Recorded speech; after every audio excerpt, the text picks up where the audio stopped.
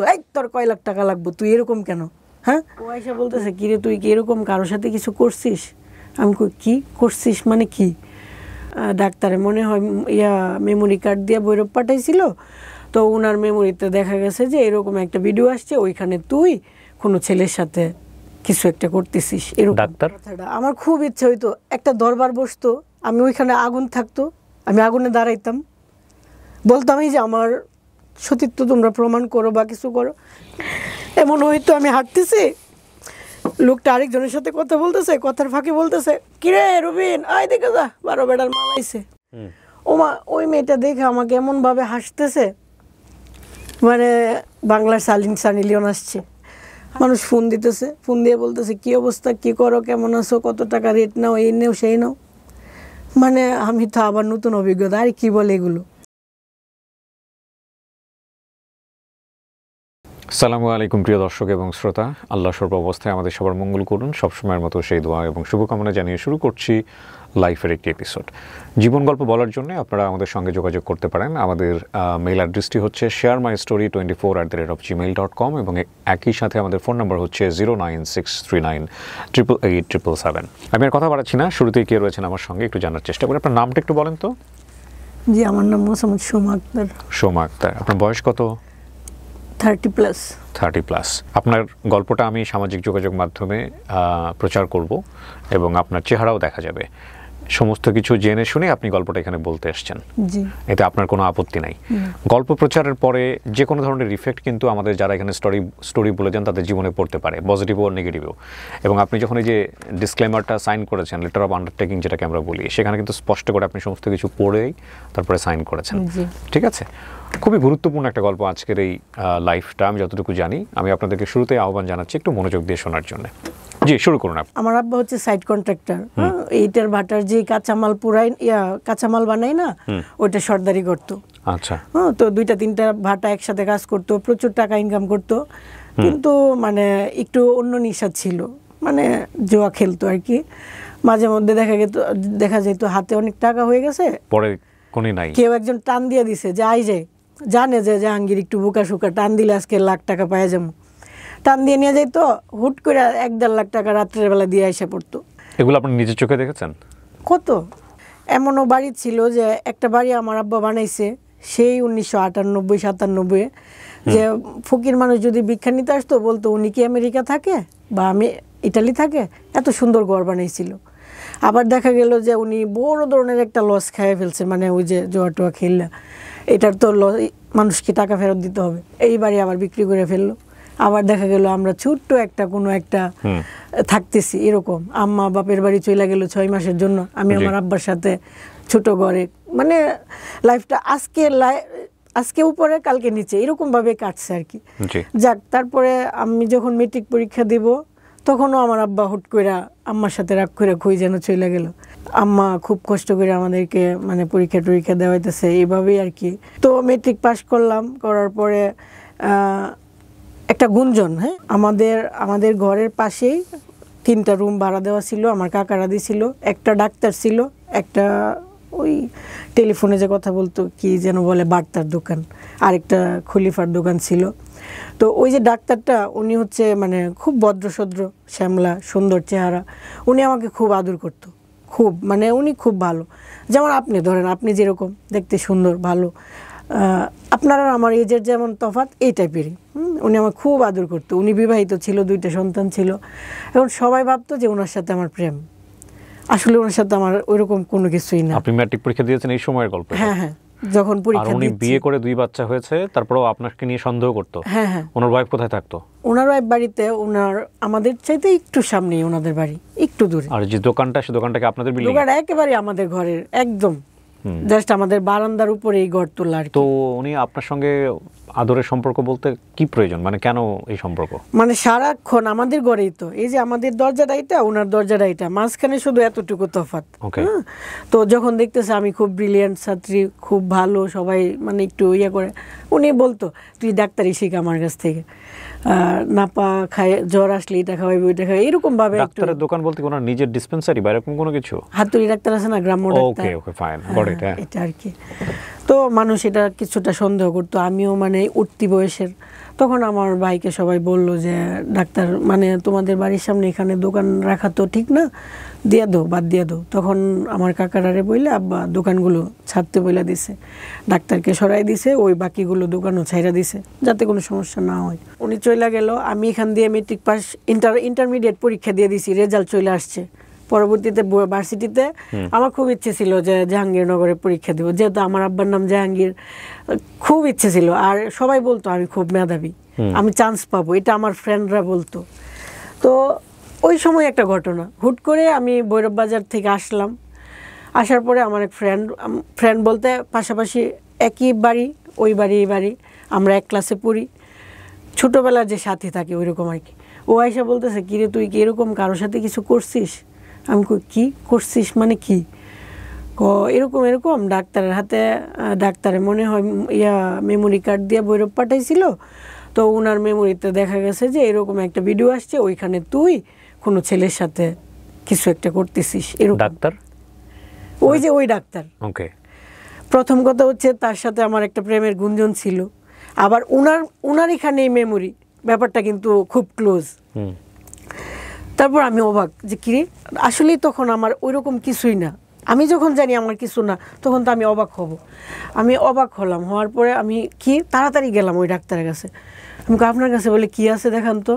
হ্যাঁ, উনি খুব খুশি মনে দেখাইতেছে যে দেখা যাচ্ছে যে আমার মতো চেহারা, সেম আমার মতো চেহারা, কিন্তু আমি হাসলে সুন্দর লাগে না। কত বছর আগের গল্প এটা? এটা 2011। 13 বছর, 14 বছর আগের গল্প। জি জি। তো 14 বছর আগের ইন্টারনেট বা মেমোরি কার্ড সিস্টেমের জায়গাটা কেমন ছিল এটা কিন্তু আপনাদের একটু রিয়েলাইজ করতে হবে। এখন যেরকম কোনো একটা কিছু ভাইরাল হলে এটার যেরকম ফ্যাক্ট চেকিং একটা ব্যবস্থা থাকে, 11, 12, 13, 14 বছর আগে কিন্তু ওরকম ফ্যাক্ট চেকিং কোনো ব্যবস্থা ছিল না। ঠিক আছে, এটা একটু মাথায় রাখতে হবে। জি। তারপর ওনাকে জিজ্ঞেস করলাম, উনি ভাই করে দিল, এই যে দেখ, হ্যাঁ আমি দেখতেছি চেহারা আমার মতো, কিন্তু আমি হাসলে সুন্দর লাগে না। ওইখানে মেয়েটা হাসতেছে, খুব সুন্দর লাগতেছে, এমনকি ওর কানে একটা রিং টাইপের পরানো ছিল আর গলায় একটা নেকলেস টাইপের, চেন টাইপের আর কি। কিন্তু আমার লাইফে কখনো, এখন আমি মাঝে মধ্যে একটা সুন্দর দুল পরি, লিপস্টিক দিই, তখন একেবারেই না। আমি তো অবাক যে এরকম জুয়েলারি তো আমি কখনো পরি নাই। হ্যাঁ, এটা তো আমি তো বুঝতেছি, আমি অবাক হয়ে গেলাম। মানে ওইখানে এমন কোনো সিনও না যে হয়ে গেছে বা এরকম কিছু না, জাস্ট মনে হচ্ছে মেয়েটা এই যে আমার সামনে ক্যামেরাটা দাঁড় করানো, আমি ক্যামেরায় দাঁড়ানো, আমার শরীরে কোনো কাপড় নেই, আমি এরকমভাবে আমার শরীরের উপরে হাত দিচ্ছি। ওকে। পেছন থেকে একটা ছেলে এসে জাস্ট আমাকে এভাবে ধরছে। ওই ছেলেটা কি ডাক্তার? না, ওই ছেলের কোনো মুখ নাই, কিছু নাই, জাস্ট মনে হচ্ছে একটা ছেলে পেছন থেকে আসতেছে। হ্যাঁ, তো 1 মিনিট 18 সেকেন্ড, এরপরে আর কিছু নাই, এতটুকুই। কিন্তু আমি তো জানতেছি এরকম তো কখনোই কিছু না, মনে হচ্ছে একটা বাথরুম টাইপের ছোট্ট একটা রুম, এরকম কিছু একটা। তো ওই দিন মানে এত কাঁদছি যে বলার বাইরে, যে কি হয়েছে, এটা কি, আসলেই তো আমি এমন কিছু করি নাই। ধরেন আমি আপনার সাথে কিছু করলাম, আমি তো জানবো যে ওই রুমটা কেমন ছিল বা ওই দিন রাত বা দিন কি ছিল, আসলে তো এমন কিছুই হয় নাই, এটা কিভাবে সম্ভব? কিন্তু আমি দেখতেছি চেহারাটা আসলেই আমার মতো। হ্যাঁ, তারপর আমি আসলাম, আইসা কান্নাকাটি করতেছি, আমার যে বেস্ট ফ্রেন্ড, হ্যাঁ, উনি আবার ওনার বাড়ির সামনে দিয়ে আসতেছি কান্না করে, উনি পেছন আসছে, কী হয়েছে তুই এমনি কান্দাছিস কেন? আমি আন্টি এমন হয়েছে। আমি তো আসলে এরকম, তুমি তো জানো, তুমি সব জানো, এরকম তো কখনোই না।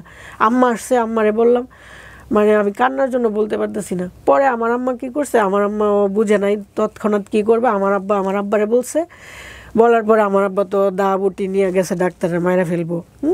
তখন পুরো এলাকা হাসতেছিল কেন? ডাক্তার হাসতেছিল বলতে উনি বুঝাইতেছে, এই যে দেখ, এখন তো তুই হয়ে গেছিস। মানে ডাক্তার আপনাকে কষ্ট করতে চাইবে কেন? যে ডাক্তার এত আপনার সঙ্গে ভালো সম্পর্ক, সে আপনার না, আমি এখনো বলতেছি, যেহেতু এটা ভিডিও সবাই দেখবে, ডাক্তার কখনোই খারাপ লোক না, উনি খুবই ভালো, ভদ্র, হ্যাঁ, ইনোসেন্ট খুব। কিন্তু উনি চাচ্ছে কি, উনি বুঝাইতেছে যে যেহেতু ভিডিওটা হয়েছে তার মানে আমি এমন কিছু করছি আর আমি হয়ে গেছি, আমি ভালো না। উনি বুঝাইতেছে যে তোরে তো আর কেউ বিয়ে করবো না, আচ্ছা ঠিক আছে আমি তোরে বিয়ে করবো। মানে এটা কি, আপনার সঙ্গে যদি সম্পর্ক না থাকে, এখানে কয়েকটা বিষয় আছে, বিষয়গুলো যুক্তিতে আসতে হবে। হ্যাঁ, প্রথম কথা হচ্ছে, আপনার সঙ্গে যদি এরকম সম্পর্ক না থাকে, হুট করে তো উনি আপনাকে এরকম একটা ভিডিও দেখায় ব্ল্যাকমেইল করতে পারে না, যুক্তিতে আসতে হবে, নাম্বার 1। নাম্বার 2 হচ্ছে যে এই ভিডিওটা খবরটা ডাক্তার আপনাকে দেখায়নি, দেখায় খবরটা দিয়েছে অন্য আরেকজন। হ্যাঁ, ওই মেয়ে। তাই না? ওই মেয়েটা জানলো কিভাবে? ওই মেয়েটা প্রথমে এসে আমাকে বলছে যে মেমোরিটা আমি দিছিলাম ভৈরবে। মেমোরিটা ওই মেয়ে দিছিল। হ্যাঁ, ওই মেয়েটা ভৈরবে কিভাবে মানে ওই যে ডাক্তার যে গাড়ি দিয়ে প্রতিনিয়ত আসা যাওয়া করে, ওষুধ মেডিসিন আনে, ওই ড্রাইভারের কাছে নাকি দিছে। ড্রাইভারের কাছে কেন দিবে ওনার মেমোরিটা? মানে দিছে মূলত ডাক্তার। কেন দিবে? মানে আমি আমার মেমোরি কার্ডটা আমার ড্রাইভারের কাছে কেন দিব? মানে যুক্তিতে আসি আর কি বিষয়টা। আমার তো ব্যক্তিগত একটা জিনিস মেমোরি কার্ড, আমি তো এটা আমার ড্রাইভারের কাছে দিতে পারি না। দেওয়ার কথা না, কিন্তু তাদের কথা ভাষ্যমতে এটা। ওই মেয়েটা জানলো কিভাবে? ওই মেয়েটার সাথে ডাক্তারের কি সম্পর্ক? আর এই মেয়েটার সাথে আপনার কি সম্পর্ক? যে মেয়েটা আপনাকে তথ্যটা দিয়েছে। ওই মেয়েটা আমার ক্লাসমেট, আমরা একসাথে পড়াশোনা করছি। ওকে, চাচাতো বোন, জ্যাঠাতো বোন। ওকে, তো এই মেয়েটার কাছে ডাক্তারের ঘরের সামনেই ওই মেয়ের ঘর। ডাক্তার যেখানে আবার নতুন ঘর নিছে, ওর সামনের বিল্ডিংটাই ওদের বিল্ডিং। তো ওই মেয়েটা জানলো কিভাবে এরকম একটা ব্যক্তিগত ভিডিওর কথা? হয়তোবা ডাক্তার জানাইছে, কি গো ইমন দেখলাম তোর বান্ধবীরে কই গিয়া, এরকমও হইতে পারে আমার যেটা ধারণা। আপনি ওকে জিজ্ঞেস করবেন না এত বড় একটা তথ্য এত বড় তুমি জানলে কিভাবে? হ্যাঁ, ও তো এটাই বলছে। ও আমারে প্রথম বলছে যে ও মোবাইলটা পাঠাইছে, যে কিন্তু আমি যখন আমার বাইরে বললাম, আমার ভাই বলতেছে যে একটা অবিবাহিত মেয়ে। হ্যাঁ, আপনি ভাইয়ের প্রসঙ্গে পরে আসেন, আপনার বাবা দা নিয়ে মারতে গেছে, ওই জায়গাটা থেকে আমি যাব। কিন্তু একটা জিনিস হচ্ছে কি, গল্পের কিছু গাঁথনি থাকে। হ্যাঁ, গল্পের গাঁথনির জায়গাতে আপনি যদি উপযুক্ত উত্তর দিতে না পারেন, আপনি যে কারণে এসেছেন, আপনি সেই জায়গাতে সমালোচিত হবেন। এবং সেটা কিন্তু আপনি জেনে শুনে, আমার কাজ প্রশ্ন করা, এবং সেই প্রশ্নের কোয়ারিটা জনগণের জায়গা থেকে যেভাবে আসবে সেভাবেই করা। কারণ আপনি বলতে চাচ্ছেন যে এইসব ঘটনার মধ্যে আপনি জড়িত ছিলেন না, তাই তো? পুরো ঘটনাটা আপনি যেভাবে বলছেন সেটাই সত্য। এখন কথা হলো যে যুক্তি থাকতে হবে। তো এত বড় একটা ঘটনা ঘটে যাচ্ছে, চাচাতো ভাই বোন যদি এসে আমাকে বলে যে তোর এরকম একটা জিনিস দেখলাম, তাহলে প্রথম কোয়ারি হবে যে তুই কই দেখছিস, কার কাছ থেকে পেলি?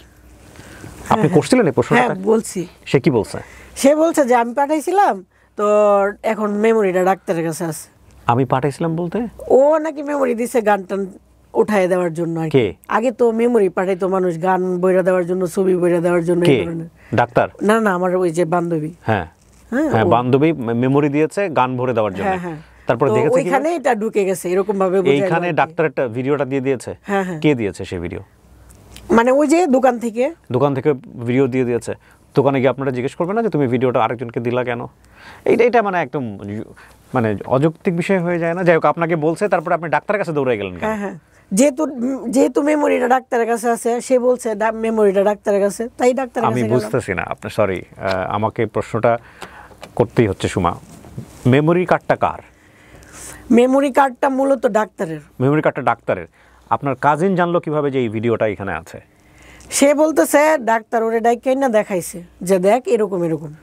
ডাক্তার তাকে ডেকে এসে দেখাইছে এই ভিডিওটা? জি, পরেও আমার কাছে আসছে। আচ্ছা, তো ডাক্তার যদি এই ভিডিওটা তাকে দেখায়, ডাক্তার কেন দেখাইছে? ডাক্তার দেখাইছে যে আমি কলঙ্কিত হব, সবাই জানবে। তো আপনি প্রথমে বললেন যে ডাক্তার তো আপনার সাথে খুবই ভালো সম্পর্ক, ডাক্তার আপনাকে আদর যত্ন করে, স্নেহের চোখে দেখে, তো চোখটা তো এরকম না, তাহলে এখন কেন এরকম করতেছে? এখন এরকম করতেছে মানে আমি তো ডাক্তারকে দুষতেছি না, যে উনি যেহেতু ভালো আমি ওনাকে খারাপ কেন বলবো? হ্যাঁ, এটা তো ভালো কাজ। কিন্তু উনি এমনও হয়েছে যে উনি আমাকে মেট্রিক পরীক্ষার আগে বা পরে, হ্যাঁ, উনি আমাকে ওনার বোনের কাছে পাঠাইছিল। হ্যাঁ, ওনার বোন আসছিল আমাকে বিয়ের প্রস্তাব দেওয়ার জন্য। তো আপনাকে তো আপনি বলেন না কেন শুরুতে? বিয়ে পর্যন্ত চলে গেছে, উনি বিবাহিত মানুষ, আপনাকে বিয়ে করতে চাচ্ছে, তাহলে লোকজন আশেপাশে, মানে আমার আব্বা গরিব, আমরা গরিব। হ্যাঁ, উনি দুইটা বউ পালতে চাইতেছে, ওনার বউ টাউন থেকে আসছে, ওনাকে তেমন একটা মূল্যায়ন করতেছে না, উনি এটা বুঝায়া উনি আমাকে বিয়ের প্রস্তাব দিছিল। মানে আমার ওই ডাক্তারের বোন। পরে আমি হাসতে হাসতে চলে আসছি। মানে গল্পটা এরকম যে ডাক্তার আপনাকে পছন্দ করতো, যেটা আপনি প্রথম পর্যায়ে গোপন করে গেছেন বা বলেন না? না, ওইরকম পছন্দ না, হয়তোবা উনি চাইছে যে গরিবের মেয়েটা ভালো, দেখি যদি প্রস্তাব দিয়ে দেখি যদি বিয়ে করা যায়, এরকম হয়তো। ঠিক আছে, হ্যাঁ, গল্পের গাঁথনিটা এরকম, যেটা আমাকে অনেক করে বের করতে হয়েছে। ওকে, ফাইন। তারপরে কি হলো? আপনার বাবা এটা জানার পরে দা নিয়ে গেছে? হ্যাঁ, পরে সবাই মিললে মানে ডাক্তারকে বাঁচাইছে যাতে কোনো কিছু না হয়, কিন্তু বেশিরভাগ মানুষ আমাদের বিপক্ষে। হ্যাঁ, দেখা গেছে যে এলাকার মানুষই ওই ভিডিওটা ওপেন করে লোককে দেখাইতেছে, এই যে দেখো জাহাঙ্গীরের মেয়ে কি করছে। এখন আমার কথা হচ্ছে, আমি তো তাদের এলাকার মেয়ে, আমি একটা কিছু খারাপ করলেও তো তারা এইভাবে দেখাইতে পারে না, কিন্তু তারাই মানে আমাকে উল্টা আরো খারাপ বানাইতেছে বা আমার বিপক্ষে যাচ্ছে, এরকম আর কি।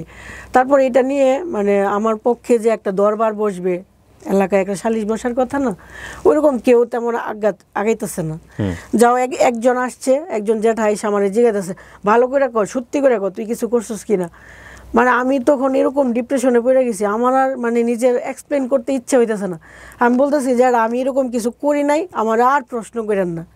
একবারই বলছি আমি না তো না, বারবার জিজ্ঞেস করলে আমার এক কথা আর কোনো কিছু বের হবে না। পরে উনি চলে গেল, উনি আমার আম্মারে বললো কি এখন একটাই কথা যে তোমার মেয়ে তো বলতেছে এরকম কিছু করে নাই, আর ডাক্তারও আমরা কি কইতে পারি, এখন এক কাজ করা যায়, যদি দরবার করতে চাও তাহলে ডাক্তারের কাছে বিয়ে দিয়ে দিতে হইব। এখন তুমি কি বিয়ে দিতে চাও? তোমার আম্মা কইল না আমার মেয়ে আমি কোনো দিনই ওনার কাছে বিয়ে দিব না। তাইলে আর দরবার করো না, তাইলে চুপ থাকো। এরকমভাবে গ্রামের মানুষ, সরল সোজা মানুষ বুঝে নিত, এইভাবে ব্যাপারটা ধামাচাপা দিয়ে দিল। আর অন্যান্য মানুষ সবাই ভাববা নিল যেহেতু ডাক্তারের সাথে আমার প্রেমের গুঞ্জন, অতএব ওনার সাথে আমি কিছু একটা করছি আর এটা লিক হয়ে গেছে। ব্যাপারটা গ্রামের মানুষেরও দোষ নাই, তারা সহজভাবে ইজিলি এটা মাইনে নিছে। তো আমার কাছে কেউ কখনো আসে নাই যে আসলে তুমি এটা করছো, আর আমি কাউকে বলবো যে আসলে আমি এমন করি নাই। সবাই দেখতাম যে আমাকে মানে ঘৃণা করতে লাগলো। আপনি তখন ইন্টারমিডিয়েট পাস করে ফেলছি। কিসে পড়েন তখন আপনি? ইন্টারমিডিয়েট পাশের পরে মাস একটা গ্যাপ থাকে না, পরীক্ষা দিয়ে গ্যাপ, মানে রেজাল্ট বের হয়নি। তখন আমি আর পরীক্ষাটা দেই নাই, ভার্সিটি পরীক্ষা দেই নাই, রাগ করে যে আমি আর পড়াশোনা করে কি হবে, বা এমন একটা ভেতরে আসছে আর কি যে আমার লাইফটাই তো শেষ, আর পড়াশোনা করি নাই। পরে সবাই যখন এমনি এমনি বলবে বা আমার মন খারাপ হবে, তখন সবাই বললো যে আচ্ছা তো কয়েকদিন নানি বাড়িতে থাকো। তখন আমি প্রায় মনে হয় 9 মাস বা 1 বছর নানু বাড়িতে ছিলাম, পাশের গ্রামে, খুব দূরে না, যাতে করে মানুষের সামনে বেরোতে না হয়। হ্যাঁ, খারাপ লাগে না, মানুষ সেটা বলবে, কিন্তু ওই যে একটা দরবার হলো না, আমি নিজেকে প্রুভ করতে পারলাম না, সবাই ভেবে নিল এটা সত্যই। আমি হাতে গোনা কয়েকজন মানুষ পেলাম যারা আমার সাপোর্ট করছে, যারা আমাকে রাস্তায় দেখা হইলে কিরে এরকম তো তুই না, এটা তো হওয়ার কথা। হাসাহাসি করতো লোকজন দেখলে আপনাকে দূর থেকে, মনে হচ্ছে হাসাহাসি করতো। আরে কত হাসাহাসি করতো, মানে রাস্তা দিয়ে বের হইতাম মানুষ এভাবে তাকায় থাকতো, মানে ওনার তাকানোটা দেখলে মনে হতো যে আমি, মানে সবার মোবাইলে হলো এগুলো ঘুরে বেড়াচ্ছে। হ্যাঁ, এর মধ্যে একজন ফ্রেন্ড ছিল নাম তমা, ও আমাকে বলতেছে সুমা আমি তো কোনোভাবে বিশ্বাস করতে পারতেছি না যে ভিডিওটা নকল, তুমি যেভাবে বলতেছো আমি অনেকবার জুম করে দেখছি জানো। তো আমার এখানে একটা তিল ছিল অনেক বড়, এখন রিমুভ করে ফেলছি। আমি তুমি আর একটু জুম করে দেখো তো এখানে একটা তিল আছে কিনা।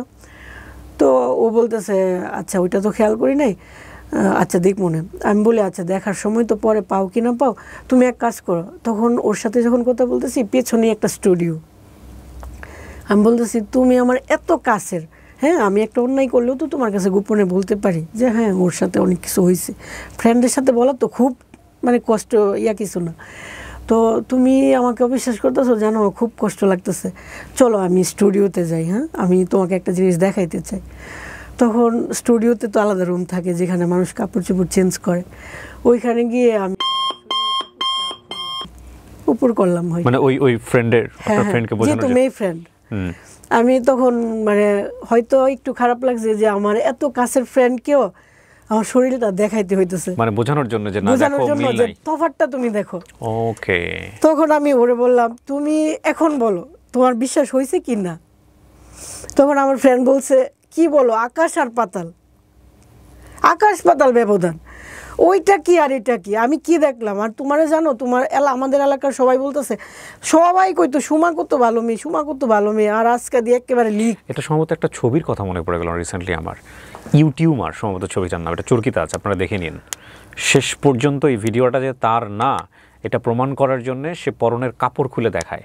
এখানে অভিনয় করেছিল বিখ্যাত একজন সিঙ্গার, কে রাইট নাও আমি নাম মনে করতে, এটা আদনান আল রাজীবের ছবি সম্ভবত, ইউটিউবার, যদি সুযোগ হয় আপনারা দেখে নিন। হ্যাঁ, এখানে আফ্রিদি অভিনয় করেছে, আরও ওই যে রিসেন্টলি খুব ভালো করছে গানে, আমার নাম মনে রাখতে খুব সমস্যা হয়, খালিদ হাসান মিলুর ছেলে, না জেফার না, খালিদ হাসান, প্রীতম অভিনয় করেছে আমি যদি ভুল না করে থাকি। সো এই ইউটিউবার ছবিটা আপনারা দেখিয়ে নিন, লাস্টের সিনে গিয়ে উনি যে এটা না এটা প্রমাণ করার জন্য নিচের শরীরের কাপড় খুলে দেখায় দেয় লাইভে, যে দেখ এটা আমি না। হ্যাঁ, সো এই যে বিষয়টা দেখেন কত মিল, মানুষের জীবন আর ছবি কত মিল। হ্যাঁ, ওকে, তারপর তখন মানে আমার বান্ধবী মানে ওই যে আগে ভালোবাসতো ওইটা আবার ফেরত আসলো, যে এখন আমার বিশ্বাস হয়েছে। আমি এতদিন শুধু ভাবতাম সুমা কি করে এটা করলো, মানে ও আমাকে সবসময় বলতো হ্যাঁ যে প্রেম করো না তুমি, এত সরল সোজা, এত বোকা। হ্যাঁ, আজকে এত বড় একটা ঘটনা, মানে ব্যাপারটা অদ্ভুত লাগতো। তো আজকে আমি বিশ্বাস করলাম। ও তারপর থেকে যেন ওর সাথে মনের মিলটা আরও বাড়লো। হ্যাঁ, ও ফাইনালি বিশ্বাস করলো। কিন্তু ভেতরে ভেতরে একটা কষ্ট রয়ে গেল যে আমি না একটা ফ্রেন্ডকে দেখাইছি, আমি পুরো এলাকার মানুষকে কি দেখাইতে পারছি? Very important. ভেতরে রয়ে গেল কথাটা। আমার খুব ইচ্ছে হইতো একটা দরবার বসতো, আমি ওইখানে আগুন থাকতো, আমি আগুনে দাঁড়াইতাম, বলতাম এই যে আমার সতীত্ব তোমরা প্রমাণ করো বা কিছু করো, কিন্তু আমার পাশে কেউ দাঁড়ায় নাই। এরকম হয়েছে। হওয়ার পরে আমি এই যে নানু বাড়িতে আসা যাওয়া করতাম, থাকতাম, এর মাঝখানে আবার ডেস্টিনি, হ্যাঁ, D2K যেটা, একজনে আয়সা অফার করলো যে দেখো তোমার লাইফটা তো এরকম হয়ে গেছে, বাসায় বসে থাকো, চলো এটা করো। লেখাপড়া তখন একদম অফ করে দিয়েছেন? হ্যাঁ। এই ঘটনার পরে লেখাপড়া অফ হয়ে গেল? অফ হয়ে গেল, হ্যাঁ। আমি আর করি নাই, ইচ্ছা করেই করি নাই।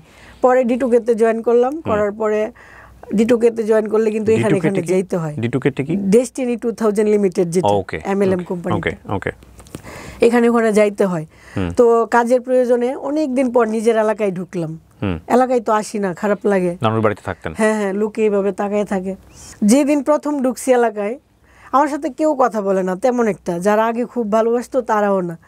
তো আমাদের ইব্রাহিমপুর বাজার আছে, ওই বাজারে একটা ডাক্তার আছে, চপল ডাক্তার। হ্যাঁ, চপল ডাক্তার না হঠাৎ করে আমার বলতেছে, কি গো বোন, কেমন আছো তুমি, ভালো আছো? মানে ওই দিন না, সত্যি কথা, মানে আমার ইচ্ছে হয়েছিল যে নতুন করে বাচ্চার যে কেউ আমাকে ভালোবাসছে, মানে এত খুশি হয়েছি আমি বলার বাইরে, যে আমাকে সবাই ঘৃণা করতেছে, আর উনি আমাকে যে ডাক দিচ্ছে, আমি এত খুশি হয়েছি যে বলার মতো না। এরপরে আস্তে আস্তে নিজের এলাকায় আসলাম, কে কি বললো দেখলাম না, মানুষ হাসাহাসি করতেছে, মাঝে মধ্যে ডায়েরিতে লিখতাম। এমন হয়তো আমি হাঁটতেছি, লোকটা আরেকজনের সাথে কথা বলতেছে, কথার ফাঁকে বলতেছে, কিরে রবিন, আয় দেখে যা, 12 বেটা আইছে। আশ্চর্য হয়ে গেলাম, মানে কি বলতেছে 12 বেটা? সে তো বহুত কথা। একটা মানুষের সাথে প্রেম করা এক ব্যাপার, আর 12 বেটার কত বড় কথা। আমি আকাশের দিকে তাকাই থাকতাম, পানিগুলো পড়তে দিতাম না, মানে আমি খুব কান্না কম করার চেষ্টা করতাম। মানে এমনও হইতো যে আমি যাদের বাড়িতে যাই পড়াশোনা করতাম, যে সেও ক্লাসমেট আমিও ক্লাসমেট, একসাথে পড়তাম, 2-3টা বাড়ি পার হইলেই তাদের বাড়ি, ওর বাড়িতে যাই পড়তাম। ওর বাড়িতে যখন 1 বছর পরে গেলাম, পাশে ওর বাড়ির আশেপাশের মেয়েরা কিন্তু আমাকে চিনে, যে এটা সানজিদার বান্ধবী। ওই মেয়েটা দেখে আমাকে এমনভাবে হাসতেছে, মানে বাংলার সানি লিওন আসছে, হাসতেছে, হাসি দেখে আমার মানে আর হাঁটতে ইচ্ছে হইতেছে না। মানে যে মানুষটা আগে আসলে বলতো ভালো আছেন, কি করেন, সে এখন এমনভাবে হাসতেছে। তারপরে আমি রাস্তা দিয়ে গেলে অনেকে বলতো তোমার ফোন নাম্বারটা দেও তো। কোনো কথা নেই, বার্তা নেই, ডিরেক্ট। আমি ইচ্ছে করে দিছি। কেন দিছি? কারণ ভিতরে কিছু কথা জমা থাকুক, সে কি বলতে চায় আমি দেখি। আমার আব্বার চাইতে হয়তো 5 বছরের বড়, জ্যাঠা লাগে আশপাশ এলাকার। ফোন দিছে, হ্যাঁ জ্যাঠা নাম্বার নিয়েছিলেন, কেন, কি বলবেন? আসো না একদিন রাত্রে আমাদের বাসায়। আপনাদের বাসায় রাত্রে কেন, কি বলেন এগুলো? বুঝো না? কখনোই কাউরে গালাগালি করি নাই। আর ভাবতাম কি, আমি যদি নেক্সট টাইম আরও খুব ভালোভাবে চলাফেরা করি, তাহলে একটা সময় মানুষ ভাববে যে না, মেয়েটা তো আগেও দেখতাম ভালো, এখনো ভালো, তার মানে যে ঘটনাটা ঘটছে এটার জন্য ও হয়তো বা দায়ী না। কিন্তু এর মধ্যে আবার এটাও হয়েছে, খুব ইচ্ছে হয়েছে যে আমি খারাপ হয়ে যাই, মানুষের কথা সহ্য হইতেছে না। তখন মনে হইতেছে ভালো হয়েও তো আমি খারাপ শুনতেছি, তাহলে আমি খারাপ হয়েই শুনি। মাঝে মধ্যে এমন হইতো, আবার মাথা ঠান্ডা হয়ে যেত। তখন আমার ছোটো মামি আমাকে একটা ব্রাক স্কুলে টিচারে নিয়ে দিল আর কি। 4 মাস না 5 মাস করার পরেই আমার বিয়ে ঠিক হইলো। ওই ঘটনার 3 বছর পরে আমার বিয়ে হয়েছে সাতক্ষীরা ডিস্ট্রিক্ট। উনি এখন কথা আসতে পারে যে এত দূরে কেন বিয়ে হইলো। উনি হচ্ছে এই এলাকাতেই, আমাদের নরসিংদী ডিস্ট্রিক্টেতে আগুন মিস্ত্রির সর্দার। আমার আব্বা হচ্ছে ইট কাঁচা বানাই লেবার দিয়ে, আর উনি হচ্ছে লেবার দিয়ে এটা পুরাই। আচ্ছা আচ্ছা, ওকে। হ্যাঁ, তো আমার আব্বা ওনাকে 2-3টা কাজ নিয়ে দিছে, ভালো ছিল, ওই সূত্রে পরিচয়। হ্যাঁ, যেদিন বিয়ে হয়েছে এদিনই আমাদের এলাকার মানুষ ওর নাম্বার নিয়ে এগুলো বলছে, কিন্তু ও আমাকে এগুলো বলে নাই। কিন্তু আমার ভেতর থেকে কেন জানি মনে হইতেছে যে আমার হাজবেন্ডকে আমার এটা বলা দরকার। বিয়ের 3 দিন পরে আমি বলতেছি, আপনি আমাকে একটু সময় দিবেন, আমি আপনাকে একটু কথা বলতে চাই। বলতেছে কেমন কথা, ঘরে বলা যায় না? আমি কই না, একটু বাইরে যাইতে হইব। তখন উনি আমাকে ওনার বাড়ির পাশেই মাঠে নিয়ে গেল রাতের 10টার সময়। হ্যাঁ, তো ওইখানে যাওয়ার পরে আমি ওনাকে সব বললাম, হ্যাঁ, যে এরকম হয়েছে। পুরা এলাকার মানুষ জানে এটা সত্য, জাস্ট আমি জানি এটা মিথ্যা। তো আপনি কি মনে করেন আমি জানি না? তো এরকম হয়েছে। আপনার যদি মনে হয় যে তোমাকে নিয়ে সংসার করা যায় না, আমি কোনো কাবিনের টাকা টুকা কিছুই নেব না, কিছুই না, আমি চলে যেতে বাধ্য। কিন্তু আমি কারো উপরে বোঝা হয়ে গেলাম, সে আমাকে রাখতে চাচ্ছে না, ওরকম ভাবে থাকবো না। হ্যাঁ, তখন উনি বললো আচ্ছা আচ্ছা ঠিক আছে, শুনছি। এগুলো কিন্তু বিয়ের দিনই আমার কানে আসছে, সবই বলছে, এমনও বলছে যে তোমাকে যদি বিদায় করে দেই তাহলে বাড়িতে গরু জবাই করে খাওয়াইবো। এরপরে ওনার হয়তো বা মনে হয়েছে যে হ্যাঁ সত্য বা মিথ্যা জানি না, তবে ওকে একটু যাচাই করা দরকার। তো উনি আমাকে একটা অ্যান্ড্রয়েড ফোন কিনে দিছে। ফোনের মধ্যে হয়তোবা উনি রেকর্ডিং চালু করে রাখছে যে আমি গোপনে কারোর সাথে কথা টথা বলি কিনা, এই ধরনের, আর আমার চলাফেরাটা কেমন। এই 4 মাসের ভিতরে তুমি তোমার আম্মা আর বোনের সাথে বাদে কারোর সাথে কথা বলো নাই। আর তুমি যে ইন্টারমিডিয়েট পাস বা তোমাদের ভালো ফ্যামিলি, এটা আমাদের এলাকায় কখনোই এরকম গর্ব করে চলো নাই। খুব সাধারণ চলাফেরা, কখনো দেখি না একটু নতুন বউ সাজুগুজু করতে, বা একেবারে ন্যাচারাল। আমি মন থেকে বিশ্বাস করি যে তুমি এটা কখনোই করো নাই। তো উনি এই ব্যাপারে কোনো দিন আমাকে একটা বাজে কথা বলে নাই, মন্তব্য করে নাই, এটা আসেই নাই কোনো দিন কথা। আমি আবার ওনাকে বলছি যে আমি একটা প্রমাণ আপনাকে দেব, শুধু যে মুখ দিয়ে বলছি তা না, কিন্তু প্রমাণটা সময় আসলে আমি আপনাকে দেব। পরে মেয়ে হয়েছে, মেয়ে হওয়ার 16 দিন পরে আমি বাসায় গেছি ওর সাথে। 16 দিন পর্যন্ত বাবার বাড়ি ছিলাম, 16 দিন পরে বাসায় গেছি। তখন ওরে আমি বললাম যে দেখো, আমি একদিন বলছিলাম না যে তোমাকে প্রমাণ দিব, ওই যে একটা সময় আসলেই প্রমাণ দিব, আজকে ওই সময়টা আসছে, তো তুমি বর্ষা আসতেছি। তখন আমি উজু টুজু করে আসলাম, একটা কোরআন শরীফ নিয়ে আসলাম, আর আমার মেয়ের সামনে একটা মায়ের কাছে একটা বাচ্চার চাইতে বড় তো আর কিছু হইতে পারে না। বাচ্চাটাকে কুলে নিলাম, কোরআন শরীফটা এক পাশে রাখলাম, ওরে বললাম জানি হয়তো বা আপনার মনে প্রশ্ন থাকতে পারে যে আসলে কি আমার বউ এটা করছে কি না।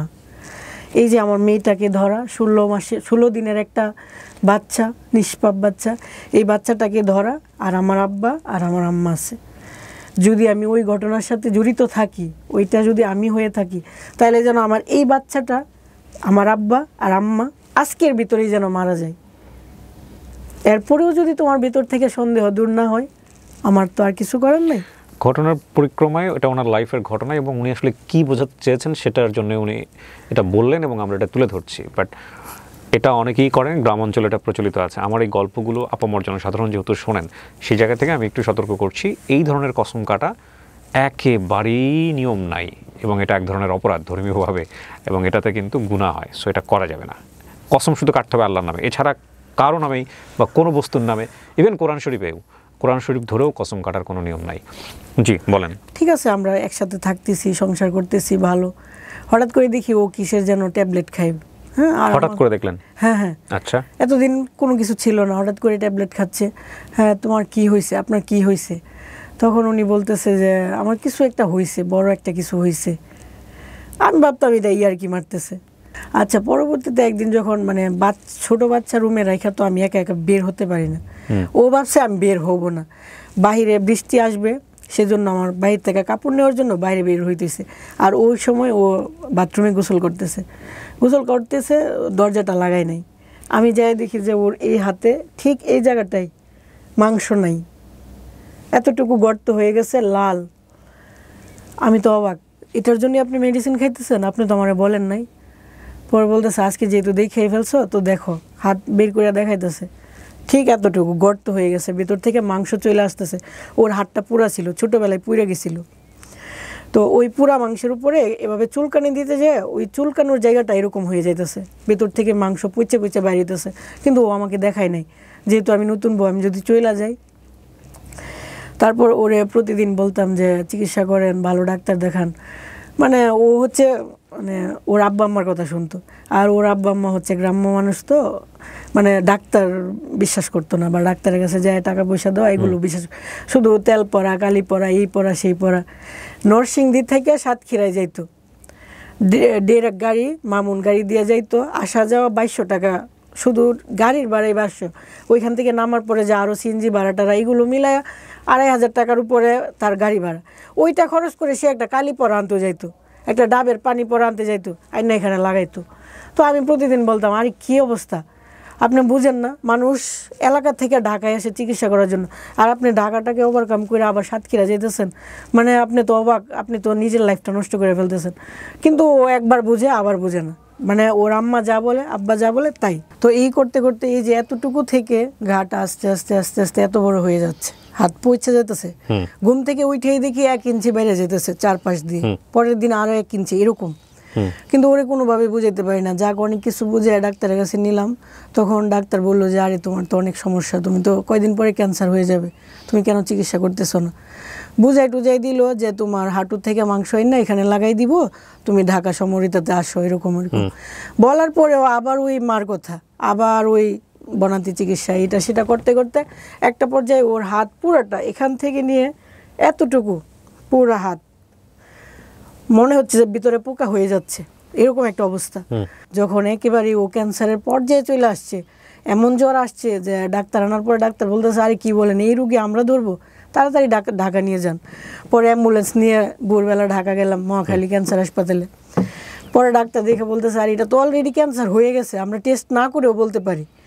এরকম একটা রোগী নিয়ে আসছো কেন, তুমি তো শিক্ষিত মনে হচ্ছে, তোমাকে দেখে চালাক মনে হচ্ছে। তো আমি বললাম যে এরকম এরকম, আমার কথা আসলে কোনো কিছু শুনে না। যাক পরে ওনারা ট্রিটমেন্ট করলো, মানে ভর্তির জন্য ওনারা অনেক করলো যে এইরকম একটা রোগী ওয়েট করানো যাবে না, তোমাকে যেভাবে হোক আমি একটা সিটের ব্যবস্থা করে দিচ্ছি। ওই ডাক্তারের বাড়ি আবার নরসিংদী ডিস্ট্রিক্ট, সেজন্য উনি আমার প্রতি আরেকটু হয়তো বা সদয় হয়েছে। তো খুব তাড়াতাড়ি সিট পেয়ে গেছি। সিট পাওয়ার পরেও 2 দিন পরে উনি আবার বাড়ির থেকে ফোন দিছে, বাবা ডাক্তার দেখাইস না, ডাক্তার দেখাইলে কিন্তু মানুষ বাঁচে না। আবার উনি আমার বলতেছে অ্যাম্বুলেন্স ভাড়া করো, আমি বাড়ি চলে যাবো। পুরা হাতের মাংসগুলো কেটে ফেলে এখান থেকে চামড়াই না এখানে লাগাইছে, শুধু হাড্ডিটা ছিল। তারপরে বললো তাড়াতাড়ি মাছ মাংস খাওয়ানোর জন্য, অনেক খাওয়ানোর পরে এখানে সুন্দর হয়ে গেছে হাড়টা। তখন ও এত খুশি, আমাকে বলতেছে ধন্যবাদ দিতেছে যে তোমার কথাটা যদি আগে শুনতাম তাহলে এরকম হইতো, কষ্ট পেতাম না। হ্যাঁ। পরে 15 দিন পরে এখান থেকে আবার ফুসকা, এই যে ফুসকা পড়ে না, তেল তেল পড়লে যেরকম এরকম হয়ে যায়। ডাক্তারকে ফোন দিলাম, ডাক্তার বলতেছে হ্যাঁ আমরা যা মাইন্ড করছি তাই হয়েছে, আচ্ছা তুমি আবার নিয়ে আসো। আবার আসলাম, আবার চেকিং, আবার টেস্ট, এই করতে করতে আবার অপারেশন। এভাবে 6 বার অপারেশন হয়েছে, 5 বার হয়েছে। 6 বারের মাথাতে ওনারা দেখলো যে আর সম্ভব না, লাস্ট ওনার হাতটা কেটে ফেলতে হবে। পরে একবারে গুড়ার থেকে হাত জয়েন্ট থেকে খুলে ফেলছে 6 বারের অপারেশনের মাথায়। এর ভিতরে শুধু হাসপাতালে আসা যাওয়া, হ্যাঁ হাত কাটা হাসবেন্ড নিয়ে চলতেছি ফিরতেছি, ওর সাথে আমি যতটুকু ভালো আচরণ। ও আমাকে একবারই বলছিল আমি হাতটা তখনই কাটবো যদি তুমি আমাকে ওয়াদা করো যে তুমি আমাকে ছেড়ে যাবা না। তো আমি বলছি না, আমি কখনোই যাব না। তো আমি ওর সাথে ভালোভাবে থাকতেছি ফিরতেছি। আবার দেখলাম যে 9 মাস পরে আবার ওই যে ফুসকা পড়তেছে এখানে, সেলাই জায়গার ভিতরে ফুসকা। আবার ডাক্তারকে ফোন দিলাম, বলতেছে আসো তাড়াতাড়ি। আবার আসলাম, ওনারা দেখলো যে খুবই অবস্থা খারাপ। এখানে হ্যাঁ এখানে যে একটা হাড্ডি, এই হাড্ডিটা লাস্ট বলছে যে এই হাড্ডিটা কেটে ফেলি। 7 বারের মাথায় এই হাড্ডি কেটে ফেললো। ওইটা ছিল ওর সব থেকে বড় অপারেশন। মানে হাড্ডিটা যখন কেটে ফেলছে মনে হয় এত ব্যথা পাইছে বা এত কষ্ট পাইছে সহ্য করার মতো। ও ওটি করানোর পরে একটা রুমে নেওয়া হয়, পোস্ট অপারেটিভ সম্ভবত রুমটা। ওইখানে ও অজ্ঞান অবস্থায় আমার নাম ধরে ডাকতেছে। আমার নাম হচ্ছে ডাকনাম আখিমণি। ও সারাক্ষণ আখিমণি বলে ডাকতো, ঘুমের মধ্যে বলতেছে আখিমণি আখিমণি এভাবে ডাকতেছে। তো আমি তো অনেক বছর যাবৎ হাসপাতালে আসি, সব নার্সরা আমাকে দেখে চিনে। তো নার্স বলতেছে দেখছেন এটাই পাওয়া আপনার জীবনে, যে আপনার হাজবেন্ড আপনাকে এইভাবে ডাকতেছে। হ্যাঁ। যাওয়ার পরে বললাম কি হয়েছে, বলতেছে জানো আমার খুব ব্যথা করতেছে, আমি আর সহ্য করতে পারতেছি না। মানে নিজেকে এত অসহায় মনে হইতো। অপারেশনের সময় শুধু আমি একা, কেউ নাই। অথচ অন্যান্য রোগীরা যাদের বয়স 60-70, ওদের জন্য 10টা-5টা মানুষ দাঁড়ানো আছে। আর ওর বয়স 30 বয়সের একটা হ্যান্ডসাম যুবক ছেলে, খুবই সুন্দর চেহারা, ওর জন্য পাশে কেউ নাই, আমি একা। মানে খুব অসহায় মনে হইতো, যে মানে বলার মতো না। এই করতে করতে এভাবে গেল। এটা কাটার পরে তো আর কিছু কাটার নেই। পরবর্তীতে আস্তে আস্তে এই যে শরীরের অংশটা বাম পাশ, এই বাম পাশ এতটুকু অবধি, হাঁটু অবধি পচতে শুরু করলো। ওর ভিতরে যে হাড়গুলো দেখা যাচ্ছে। বাচ্চার বয়স কত তখন? আমার মেয়ের বয়স তখন 5 বছর। বাড়িতে নিয়ে গেলাম, ওইখানে মানে শাশুড়ি মানে প্রচুর গালাগালি। মানে ওনারা ভাবতেছে আমি হয়তো সম্পত্তির জন্য বসে রয়েছি, নাইলে আমি কেন বসলাম, অন্যান্য বউরা তো চলে যায়। কিন্তু আমার হাজবেন্ড তো একবারই বলছে যে আমাকে যতক্ষণ না তুমি সাদা কাফনে না দেখবা ততক্ষণ যাইবা না, আর আমিও যাব না, আমি ওইরকম না। তো ছিলাম ততদিন। ওই এলাকার মানুষ আমাকে খুব ভালোবাসতো। মে মাসের 11 তারিখ 2020 সাল, উনি সকাল 10টার সময় উনি শেষ নিঃশ্বাস ত্যাগ করে আর কি। বিয়ের কত বছরের মাথায়? 16 দিন কম ছিল, 6 বছর। মানে মে মাসের 26 তারিখ আমাদের বিবাহ বার্ষিকী, মে মাসের 11 তারিখে উনি মারা গেছেন। তার মানে তো আপনার বাচ্চা বুঝতো বাবা এরকম চলে যাচ্ছে বা এরকম? ছোট মানুষ এত বেশি বুঝে না তখন। সবাই বলতেছে তোমার আব্বার অসুখ, হ্যাঁ হয়তো বুঝতেছে অসুখ, কিন্তু মেয়ের বয়স কত এখন? এখন বড় হওয়ার পরে কিন্তু ওরে এগুলো কিছুই মনে নাই। বয়স কত এখন? 10 বছর। 10 বছর, জি। তারপরে তো উনি চলে যাওয়ার পরে 3 দিন কোনো রকম ওইখানে কাটাইলাম। তারপরে 4 দিনের মাথায় আমি চলে আসলাম বাচ্চাকে নিয়ে। হ্যাঁ, বাচ্চাকে নিয়ে চলে আসলাম। ও যখন অসুস্থ ছিল তখনই মনে হইতো যে ক্যান্সার রোগীদের তো আসলে বাচ্চার কোনো ইয়ে নাই, আমাকে তো একটা কিছু করতে হবে, কি করব। তো আমি যখন আগে মেহেদি টেহেদি দিতাম মানুষের হাতে, সবাই বলতো তুমি পার্লারে কাজ করো, খুব সুন্দর মেহেদি দিতে পারো, পার্লারে কাজ করলে হয়তো ভালো করতে পারবো। সেলাই কাজও খুব ভালো পারি, সুন্দর সুন্দর জামা বানাই। তখন ভাবলাম যে সেলাই কাজের পাশাপাশি যদি আমি অল্প পার্লারের কাজটা শিখি তাহলে হয়তো ঘরে বসে আমার কিছু একটা ইনকাম হবে। তখন ওরে রাইখাই ওর কাছ থেকে অনুমতি নিয়ে প্রতিদিন বিকালে একটু যাইতাম পার্লারের কাজ শিখতে। হ্যাঁ, ভৈরবে যেহেতু থাকতাম, ভৈরবে পার্লারে যাইতাম, এভাবে শিখছিলাম। তো ওরে যখন ওই যে ও চলে যাওয়ার পরে বাড়িতে চলে আসছি, আসার পরে তো আবার ফ্রি, হ্যাঁ কি করব, তখন আবার ওই পার্লারে গেলাম। যাওয়ার পরে বাকি যতটুকু শিখার ছিল এক মাসে অতটুকু শিখলাম। শেখার পরে মনে হলো যে একটা পার্লার দিই। মানে আমার কাজ 2-1 জনে দেখছে বাড়িতে, সবাই বলতেছে আরে তুমি ঘরে কাজ করার মতো না, তোমার কাজ তো অনেক সুন্দর, তাহলে বাইরে দেও। তখন চিন্তা করলাম আচ্ছা ঠিক আছে। তখন গ্রামও না শহরও না, এরকম একটা জায়গায় উঠি বাস স্ট্যান্ড, ওইখানে জায়গা চয়েস করে ওইখানে পার্লার দিলাম। কত টাকা ইনভেস্ট করলেন? বেশি না, 1,20,000 টাকা। ওকে। তো দেওয়ার পরে আমি কখনো ওইরকম পার্লারে কোনোদিন যাই নাই, বা পার্লারে মানুষদেরকে মানুষ খারাপভাবে বা ভালোভাবে এগুলো সম্পর্কে কোনো ধারণা নাই। যখন পার্লার দিলাম তখন আবার একটা নতুন অভিজ্ঞতা। মানুষ ফোন দিতেছে, ফোন দিয়ে বলতেছে কি অবস্থা, কি করো, কেমন আছো, কত টাকা রেট নাও, এই নেও সেই নাও। মানে আমি তো আবার নতুন অভিজ্ঞতা, আরে কি বলে এগুলো। বা যখন দেখতো যে এরকম হইতেছে না, আমাকে কোনোভাবেই পড়াইতেছে না, লাস্ট মুহূর্তে গালি দিত, এই তোর কয় লাখ টাকা লাগবে, তুই এরকম কেন, হ্যাঁ তো কোনোভাবেই তোরে নিতে পারি না, বা এরকম বলতো। অবাক হয়ে গেলাম। মানে হাজবেন্ড মারা গেল, অসহায় অবস্থায় একটা কিছু করার জন্য দাঁড়াইছি, আবার ওইরকম বলি। মনে হইলো যে না, পার্লার যেহেতু দিছি, আর আমার হাজবেন্ড বলছিল যে তুমি যে কোনো একটা করো মন থেকে। আমি দোয়া করে গেলাম, আমি যেহেতু তোমাকে কিছু দিয়ে যাইতে পারি নাই, আমি তোমাকে দোয়া দিয়ে গেলাম। তো ওইটা চিন্তা করে থাকলাম যে লোকে যা বলে বলুক, হ্যাঁ আমি করতে থাকি। পেটে ভাত না গেলে তো আসলে আপনি ভাত নিয়ে দাঁড়াবেন না মানুষটার পাশে, কিন্তু আপনি কথা বলতে আসলে কোনো সমস্যা নাই, কথা বলতে পারি, আমরা করতে থাকি এভাবে আস্তে আস্তে। মানে আমারও পার্লার, আমরা আসলে জাতি হিসেবে খুবই পরশ্রী কাতর। একজন মানুষের উন্নতি দেখলে আমাদের সহ্য হয় না, আমরা ভেতরে ভেতরে দুমড়ে মুচড়ে যাই, এক ধরনের অসহায়ত্বে ভুগি। হ্যাঁ, মানে সে উন্নতি করে ফেলতেছে, এটা আমাদেরকে প্রচণ্ড মনোকষ্ট দেয়। ঠিক আছে, আবার কারো অবনতি দেখলে উল্টা ফিলিংস হয় যে ঠিক আছে, একদম ভিতরে ভিতরে একদম অন্য রকমের একটা কি বলা যেতে পারে পার্শ্ববীয় আনন্দ হয়। সো এই যে দেখেন, আমাদের ফেসবুকের দিকে তাকাবেন, যে কমেন্টস করার জন্যে, মানে যে কোনো ভিডিওর নিচে কমেন্টস করার জন্যে, জ্ঞান দেবার জন্য, মানে এই দেশের খালি জ্ঞানী আর গুণীর জন্ম। মানে দেখলে মনে হয় যে ফেসবুকের ভিডিওর নিচে, যখন একটা ভিডিওর নিচে কমেন্টসগুলো দেখলে মনে হয় এই যে দেশে শুধু জ্ঞানী আর গুণী, কোনো সাধারণ মানুষ নাই। কিন্তু আনফর্চুনেটলি এদের প্রত্যেকেরই জীবন, ইনক্লুডিং মি, আমি সবাইকে বলছি, কাউকে মানে করছি, প্রত্যেকের জীবনেই দেখা গেল যে বিষয়ে জ্ঞান দিচ্ছে তার চাইতেও বড় বড় ফল্ট আছে, ফ্যাক্টটাকে রিয়েলাইজ করাটা জরুরি। দেখুন, যে মানুষটা রুটি রুজির সন্ধান করছে, ওই মানুষটা কোন পরিস্থিতিতে পড়ে এই কাজটা করছে সেটা যদি আপনি না জেনে তাকে যদি বিরূপ মন্তব্য করেন, বাজে কথা বলেন, সেটা অত্যন্ত দুঃখজনক, খুবই দুঃখজনক। শুধরে দেওয়ার প্রয়োজন আছে, শুধরে সমাজ দেবে, শুধরে আমরা সবাই দিব, কিন্তু শুধরানোর বিষয়টা যেন এমন না হয় যে বলে না যে পরিষ্কার করার জন্য এমন সাবান ব্যবহার করলেন যে দেখা গেল স্কিনে পচন ধরে গেছে, এটা এরকম হলে তো বিপদ। তো শুধরে দিব, কিন্তু এমন হবে না যে শুধরে দিতে গিয়ে আপনি সম্ভাবনাটাকেই মেরে ফেললেন, এটা করেন না, যেটা আমরা করি। বিশেষ করে আমাদের সমাজের নারীরা অনেক বেশি ভিকটিম হয় এই জায়গাগুলোতে, খুব বেশি ভিকটিম হয়। জি, পরবর্তীতে 4 বছর গেল, পার্লারের বয়স 4 বছর গেল।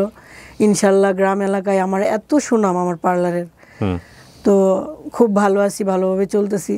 হঠাৎ করেই মানে একটা ছেলে আমার পার্লারে আসলো, মানে আমার কারেন্ট নষ্ট হয়ে গেছিল, ও আসছিল কারেন্ট ঠিক করতে। চিন্তা আগে থেকে ওনাকে? হ্যাঁ, আগে থেকে বলতে কথা হয় নাই, বাট আমাদের দোকানের সামনের দোকানে একটা দোকানে উনি কর্মচারী, ডেকোরেশনের দোকানের। জি। তো ওই ডেকোরেশনের দোকানের বন্ধুর বোন আসছিল পার্লারে সাজতে, যেহেতু কারেন্ট নাই আমি ভালো করে সাজাতে পারবো না, তো ওনার বলছিলাম যে কারেন্ট ঠিক করে দেন। উনি দোকানের ওই ছেলেটাকে পাঠাইলো। তো ওই ছেলেটা আবার ওই যে নসিমন গাড়ি আছে না, নসিমন গাড়ি, ভ্যান গাড়ির মতো যে, ওই গাড়ি চালাইতো, মানে ওই ডেকোরেশনের মালামাল আনা নেওয়া করতো। তো আনতো, উনি আমাকে জিজ্ঞেস করতেছে ম্যাডামের বাড়ি কোথায় বা কি করেন। তো উনি এক পর্যায়ে জানলো আমার হাজবেন্ড মারা গেছে, বা ওনাকে জিজ্ঞেস করলাম আপনাদের বাড়ি কোথায়, উনি বলতেছে আমার বাড়ি ময়মনসিংহ। এত দূরে, তাহলে এখানে কোথায় থাকেন, বউ নিয়ে থাকেন? না, আমি বিয়ে করি নাই, আমি এখানে একজনের বাসায় থাকি। পরবর্তীতে কারেন্ট ঠিক হয় নাই, উনি আবার 15 দিন পরে ওনার সাথে দেখা হয়েছে, আমি কারেন্ট তো ঠিক হয় নাই। বলছে আচ্ছা ঠিক আছে, আমি আরেকদিন ঠিক করে দেবো। ঠিক করে দেবো। পরবর্তীতে উনি আসছে, কিন্তু আমি নাই। পরে আমার স্টাফের কাছ থেকে ফোন নিয়ে বলতেছে ম্যাডাম আমি তো কারেন্ট ঠিক করতে আসছিলাম, আপনি কোথায়? আমি বললাম আমি তো আখাউড়া চলে আসছি, তো আপনি কালকে আসেন। উনি পরের দিন আসলো কারেন্ট ঠিক করতে। ওই কথায় উনি বললো আর কি যে উনি বিয়ে করে নাই, গরিব মানুষ, টাকা পয়সার জন্য বিদেশ যেতে পারতেছে না। ওই ছেলেটাকে আপনার চেয়ে বয়সে ছোট ছিল নাকি একই বয়সী? প্রায় সেম, তবে 2 বছরের বড়। 2 বছরের বড়। যেহেতু আমি মহিলা মনে হচ্ছে, মেয়েরা কিন্তু খুব তাড়াতাড়ি অন্যরকম হয়ে যায়, এরকম আর কি। তো উনি বুঝাইতেছে যে উনি বিয়ে করে নাই। এক পর্যায়ে উনি আমাকে জিজ্ঞেস করলো আপনি বিয়ে করবেন না? আমি বললাম যে না, এই বয়সে আর বিয়ে টিয়ে কি। না না, মন খুলে বলেন, বের করে দিতে পারি। তখন আমরা আমার স্টাফ ছিল, ইয়ার কি মেয়েরা বলতেছে হ্যাঁ বের করেন না, ভালো জামাই পাইলে আপুরে বিয়ে দিব না কেন। আর উনি বলতেছে ওনার জন্য বউ দেখতে। তো আমার কাছে কেউ কিছু বললে আমি করি কি, আমি না করি না, আমি বলি আচ্ছা ঠিক আছে দেখ মনে। পরবর্তীতে উনি রাত্রেবেলা আমাকে ফোন দিয়েছে যে আমার জন্য বউ দেখছে। আমি আরে কি বলেন, আজকে বলছেন, আজকে কি বউ দেখা সম্ভব? আচ্ছা আমার পার্লারে যদি এরকম মেয়ে আসে আমি জানাবো আপনাকে। উনি হুট করে এর ভিতরে বলতেছে আমি না অনেক কিছু ভাইবা চিন্তা দেখলাম, আপনার তো আগে অনেক ভালো জায়গায় বিয়ে হয়েছিল, তো এখন যেহেতু একটা মেয়ে আছে বা একটু বয়স বাইরে গেছে, এখন তো হুট করে আর ভালো জায়গা হয় না, হয়তো একটু প্রবলেম মাইনা নিতে হবে। আমি যেহেতু অবিবাহিত আর আমি একটু গরিব, আপনি কি মানতে অসুবিধা আছে? আমি আপনাকে বিয়ে করব। কয়দিনের মাথায় কথা বলছে এটা? ওই তৃতীয় দিন। পরিচয় তৃতীয় দিনের মাথায় পরিচয়। উনি তো কারেন্ট ঠিক করে গেছিল 1 মাস আগে, এরপরে দ্বিতীয়বার আবার আসছিল। তৃতীয়বারের বারে কথা বলছে, তৃতীয়বার মাথায়। মানে আপনার সাথে কথোপকথন হচ্ছে, ফোন দেওয়ার নাম্বার দেওয়ার 2-1 দিনের মধ্যেই কথা বলছেন। উনি বলছে সরাসরি বিয়ের প্রস্তাব। তো বিয়ের প্রস্তাব দিছে বলেই যে এটা সঠিক তা না। তখন আমার কাছে মনে হইলো যে ওর বাড়ি তো ময়মনসিংহ, একবার সাতক্ষীরা বিয়ে করলাম, আবার দূরে বিয়ে করব, এটা তো হয় না। তো আমি রাজি হচ্ছি না। উনি বলতেছে দেখেন আমার ছোটোবেলা থেকে কাটছে এই এলাকায়, বাকি জীবনটা এখানেই কাটবে, সমস্যা নাই, আপনি টেনশন করেন না, এইগুলো বইলা টইলা। তখন মানে অনেক কিছু চিন্তা ভাবনা করে ভাবলাম যে আচ্ছা দেখি, ছেলেটা আবার সুন্দর আছে, একটু লম্বা টম্বা সুন্দর, ভাবলাম গরিব দেখে কি হয়েছে, মানে একটা প্রবলেম তো থাকতেই পারে। আমি যেহেতু বিজনেস করি, হ্যাঁ আমি কিছু টাকা টুকা দিয়ে যদি বিদেশ পাঠাই দিই তাহলে তো সমস্যা নেই। আচ্ছা, এটা আপনিও চিন্তা করেছেন এটা? হ্যাঁ। আবার ও আমার মেয়েটাকে মেনে নেওয়ার কথা বলছে। আপনার হাজবেন্ড মারা গেছে ততদিনে কত বছর? 4.5 বছর। তো 4.5 বছর পরের ঘটনা? 4 বছর। 4 বছর পরের ঘটনা। ওকে, যাক কথা টথা হইলো। আমার কথা হচ্ছে হ্যাঁ কথা বইলা দেখি, ভাল লাগলে হইলো, নাইলে না, সমস্যা নেই। কথা বলতেছি, কিন্তু উনি না, মানে আমি তো ওই যে একটা ঘটনা ঘটে গেছে অতীতে, এরপরে তো আমি কারোর সাথে ওইরকম ভাবে ভালোবাসি নাই, কাউকে মন দেই নাই বা ওইরকম না।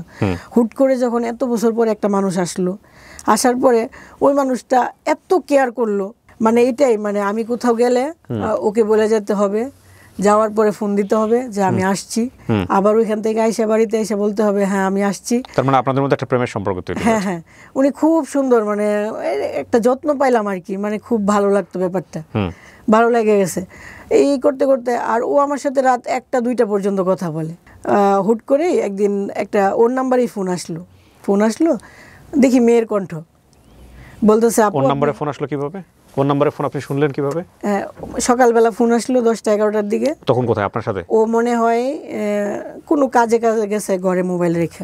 আপনার ঘরে মোবাইল রেখে? না, ওর বাড়িতে। আচ্ছা, ওর বাড়িতে রেখে মেয়ে ফোন দিয়ে বলতেছে আপু আপনি এই নাম্বারে কেন কথা বলেন? আমি বলতেছি আপনি কি ওর ওয়াইফ? আমি ঠিক বুঝলাম না, মানে আপনি ফোন দিয়েছেন, কোন একটা মেয়ে ফোন ধরছে ওর নাম্বার? আমি ফোন দেই নাই, ওর নাম্বার থেকে আমার এখানে ফোন আসছে।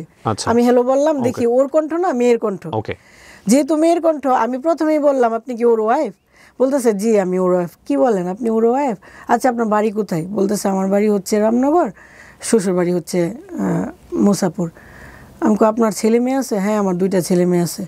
এটা সম্পর্ক কতদিন পরে? সম্পর্ক হওয়ার মনে হয় 15 বা 20 দিন। 20 দিনের মাথায়? হ্যাঁ হ্যাঁ। তখন মানে আমি একদম কান্না করতেছি, ভাত খাইতেছিলাম ফোন আসার সময়, তখন আমি ভাতে দইরা কিরা কাটলাম যে আর কখনো কোনোদিন কারোর সাথে কথা বলবো না। এরকম করলো মানুষটা আমার সাথে। তো আমার সামনে আমার স্টাফ আছে, ও বলতেছে আপু মানে বিশ্বাস হইতেছে না ভাইয়া এরকম। আচ্ছা ঠিক আছে ভাইয়া আসুক। 10-15 মিনিটের পরে আবার ওর নাম্বারে ফোন আসলো, আমি ধরতে চাইতেছি না, ও ধরছে। ভাইয়া আপনার ওয়াইফ ফোন দিয়েছিল, আপনি কি বিবাহিত? এরকম। আল্লাহ কেউ বলো সোনালি, ছি ছি ছি। আরে আমি ঘাস কাটতে যাইতেছি, তখন আমার বিয়াইন বলতেছে, আমার বোনের, আমি তো বোনের বাসায় থাকি, আমার বিয়াইন বলতেছে ভাই ওলি ভাই ফোনটা দিয়া যান একটু ঘাটাঘাটি করি। তো যখন মেয়ের নাম্বার দেখছে তখন ও একটু প্যাঁচ লাগাই দিছে। এখন ও বলতেছে বলি ভাই আজকে দিছি আপনার প্যাঁচ লাগায়, আজ যে আপনার বাড়ি উলি দিব আপনার ফেসা। মানে খুব সুন্দর করে ইজিলি মেনটেন করে ফেললো। আমি তো বিশ্বাস করতে পারতেছি না। একবার মনে হইতেছে ওই মহিলার কথা রাইট, আবার ও এমনভাবে বলতেছে বুঝার উপায় নেই। তখন আমি ওরে বললাম ঠিক আছে তোমার বিয়াইন এনে আজকে যা আমার সাথে আবার কথা বলাইবা। রাতের বেলা বলতেছে বিয়াইন তো শ্বশুর বাড়ি চলে গেছে। তখন আমি বললাম শ্বশুর বাড়ি কই? ওইখানে আমার নিয়ে যাইবা, আমার প্রমাণ চাই।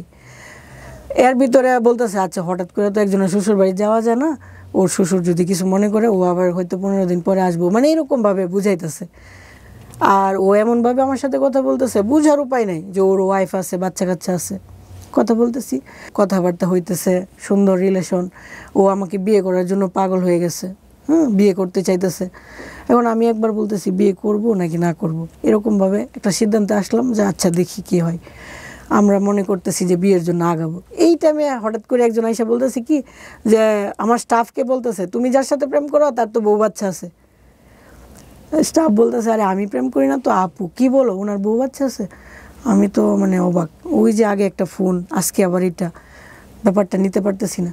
তখন আমি বললাম সজীব চল একটু তাড়াতাড়ি ওদের বাড়িতে যাই, খোঁজখবর নেই। ওরে নিয়ে ওই মেয়েরে নিয়ে আরও 5 জনকে নিয়ে রিক্সা দিয়ে গিয়া পুরা এলাকা ঘুরা ওর ছবি টবি দেখায়া লাস্ট মাগরিবের সময় জানতে পারলাম যে ওর বাড়ি এটা, ওর বউকেও দেখে আসলাম, বাচ্চা কাচ্চা দেখে আসলাম, সব দেখে আসলাম। বিবাহিত? হ্যাঁ। দেখার পরে তো ওকে বিয়ে করার প্রশ্নই আসে না। একে তো গরিব মানুষ, আরেকটা বউ বাচ্চা আছে, এখানে আমি কেন যাব? তো ওনার সাথে আমি কথা টথা বলতেছি না। উনি জোর কইরা হুট করেই আমার পার্লারে ঢুকে গেছে। ঢোকার পরে আইসাই মানে বলাটা আসলে সুন্দর লাগে না, তারপরে পায়ে ধইরা একবারে পা কোনোভাবেই ছাড়তেছে না। প্রায় 1 ঘন্টা কান্না করছে যে আমি তোমাকে বলতে পারি নাই। কেন বলতে পারি নাই? তোমার সাথে মিশার পরে আমি বুঝছি যে তুমি খুব ভালো। আমি আসলে আসছিলাম তোমার সাথে ইয়ার্কি মারার জন্য, কিন্তু তোমার ব্যবহার দেখার পর আমার কেন জানি মনে হইলো এই মেয়েটাকে ছাড়া যায় না, আমি তোমাকে ছাড়তে পারবো না, আর আমি তোমার ওই রকমভাবেই রাখবো। তুমি যদি বলো আমার ওয়াইফকে ছেড়া দিতে, ছেড়া দিমু, কিন্তু আমি তোমার ছাড়তে পারবো না। তুমি দয়া করে আমার ক্ষমা করে দাও। এই জাতীয় সিচুয়েশন যদি আপনাদের জীবনে থাকে তাহলে বুঝবেন যে এই ভবিষ্যতে গিয়ে আরও একজনের পা ধরবে এরকমভাবে, ধৈরা বলবে যে তোমার সাথে ইয়ার্কি করতে আসছিলাম যে কারণে আমি আগেরটা এখন ছেড়ে দিব। মানে এগুলো যদি প্রেম হয়, মানে প্রেমের ব্যাকে শরৎচন্দ্রের একটা অদ্ভুত সুন্দর একটা উপন্যাস আছে, আমি রাইট নাও নামটা মনে করতে পারছি না, অনেক আগে পড়েছিলাম। পুরো গল্পের টুইস্টটা এত অসাধারণ যে এত সুন্দর প্রেম, এত চমৎকার প্রেম, পুরো গল্প জুড়ে শুধু প্রেম প্রেম প্রেম প্রেম আর প্রেম। লাস্টের দিকে গিয়ে এত জঘন্য একটা সম্পর্ক, এবং সেটা আমার কাছে যখন পড়তে গিয়ে মনে হচ্ছে শরৎচন্দ্র তো অনেক কিছু পড়েছে ওই সময়, শরৎচন্দ্র এইভাবে লিখলো মানে প্রেমের মধ্যে চুলাচুলি অবস্থা, একজন আরেকজনের মাথার চুল টান দিয়ে ছেড়ে ফেলছে, এত জঘন্য অবস্থা।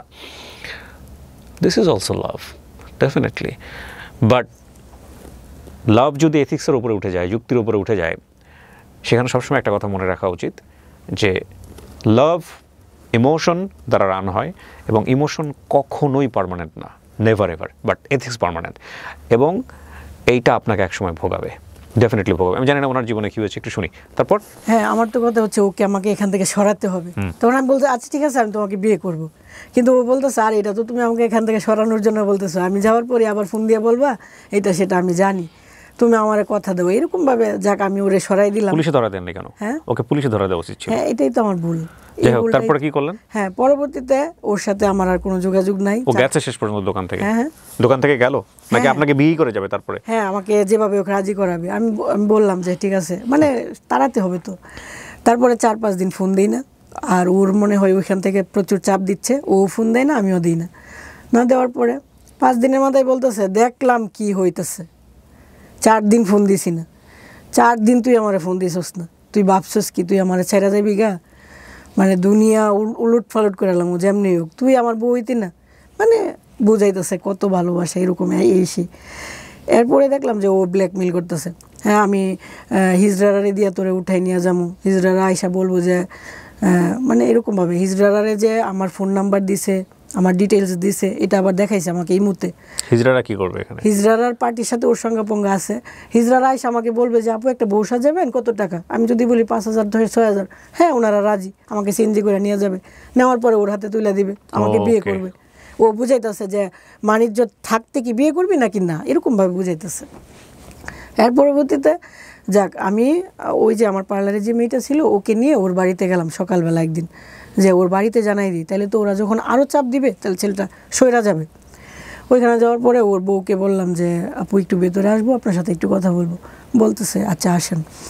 তো বললাম যে আপু এমন এমন এই করছে, আপনি যদি ওই দিন আমার ফোন নাম্বারটা রাখতেন আর পরবর্তীতে আমাকে বলতেন যে আপু ওকে আর নেক্সট টাইম ফোন দিছে, তাহলে আর আজকে এত কিছু হইতো না। আপনিও বলেন না, আর ও আমাকে এভাবে এভাবে আগায় নিছে, বোঝার উপায় ছিল না।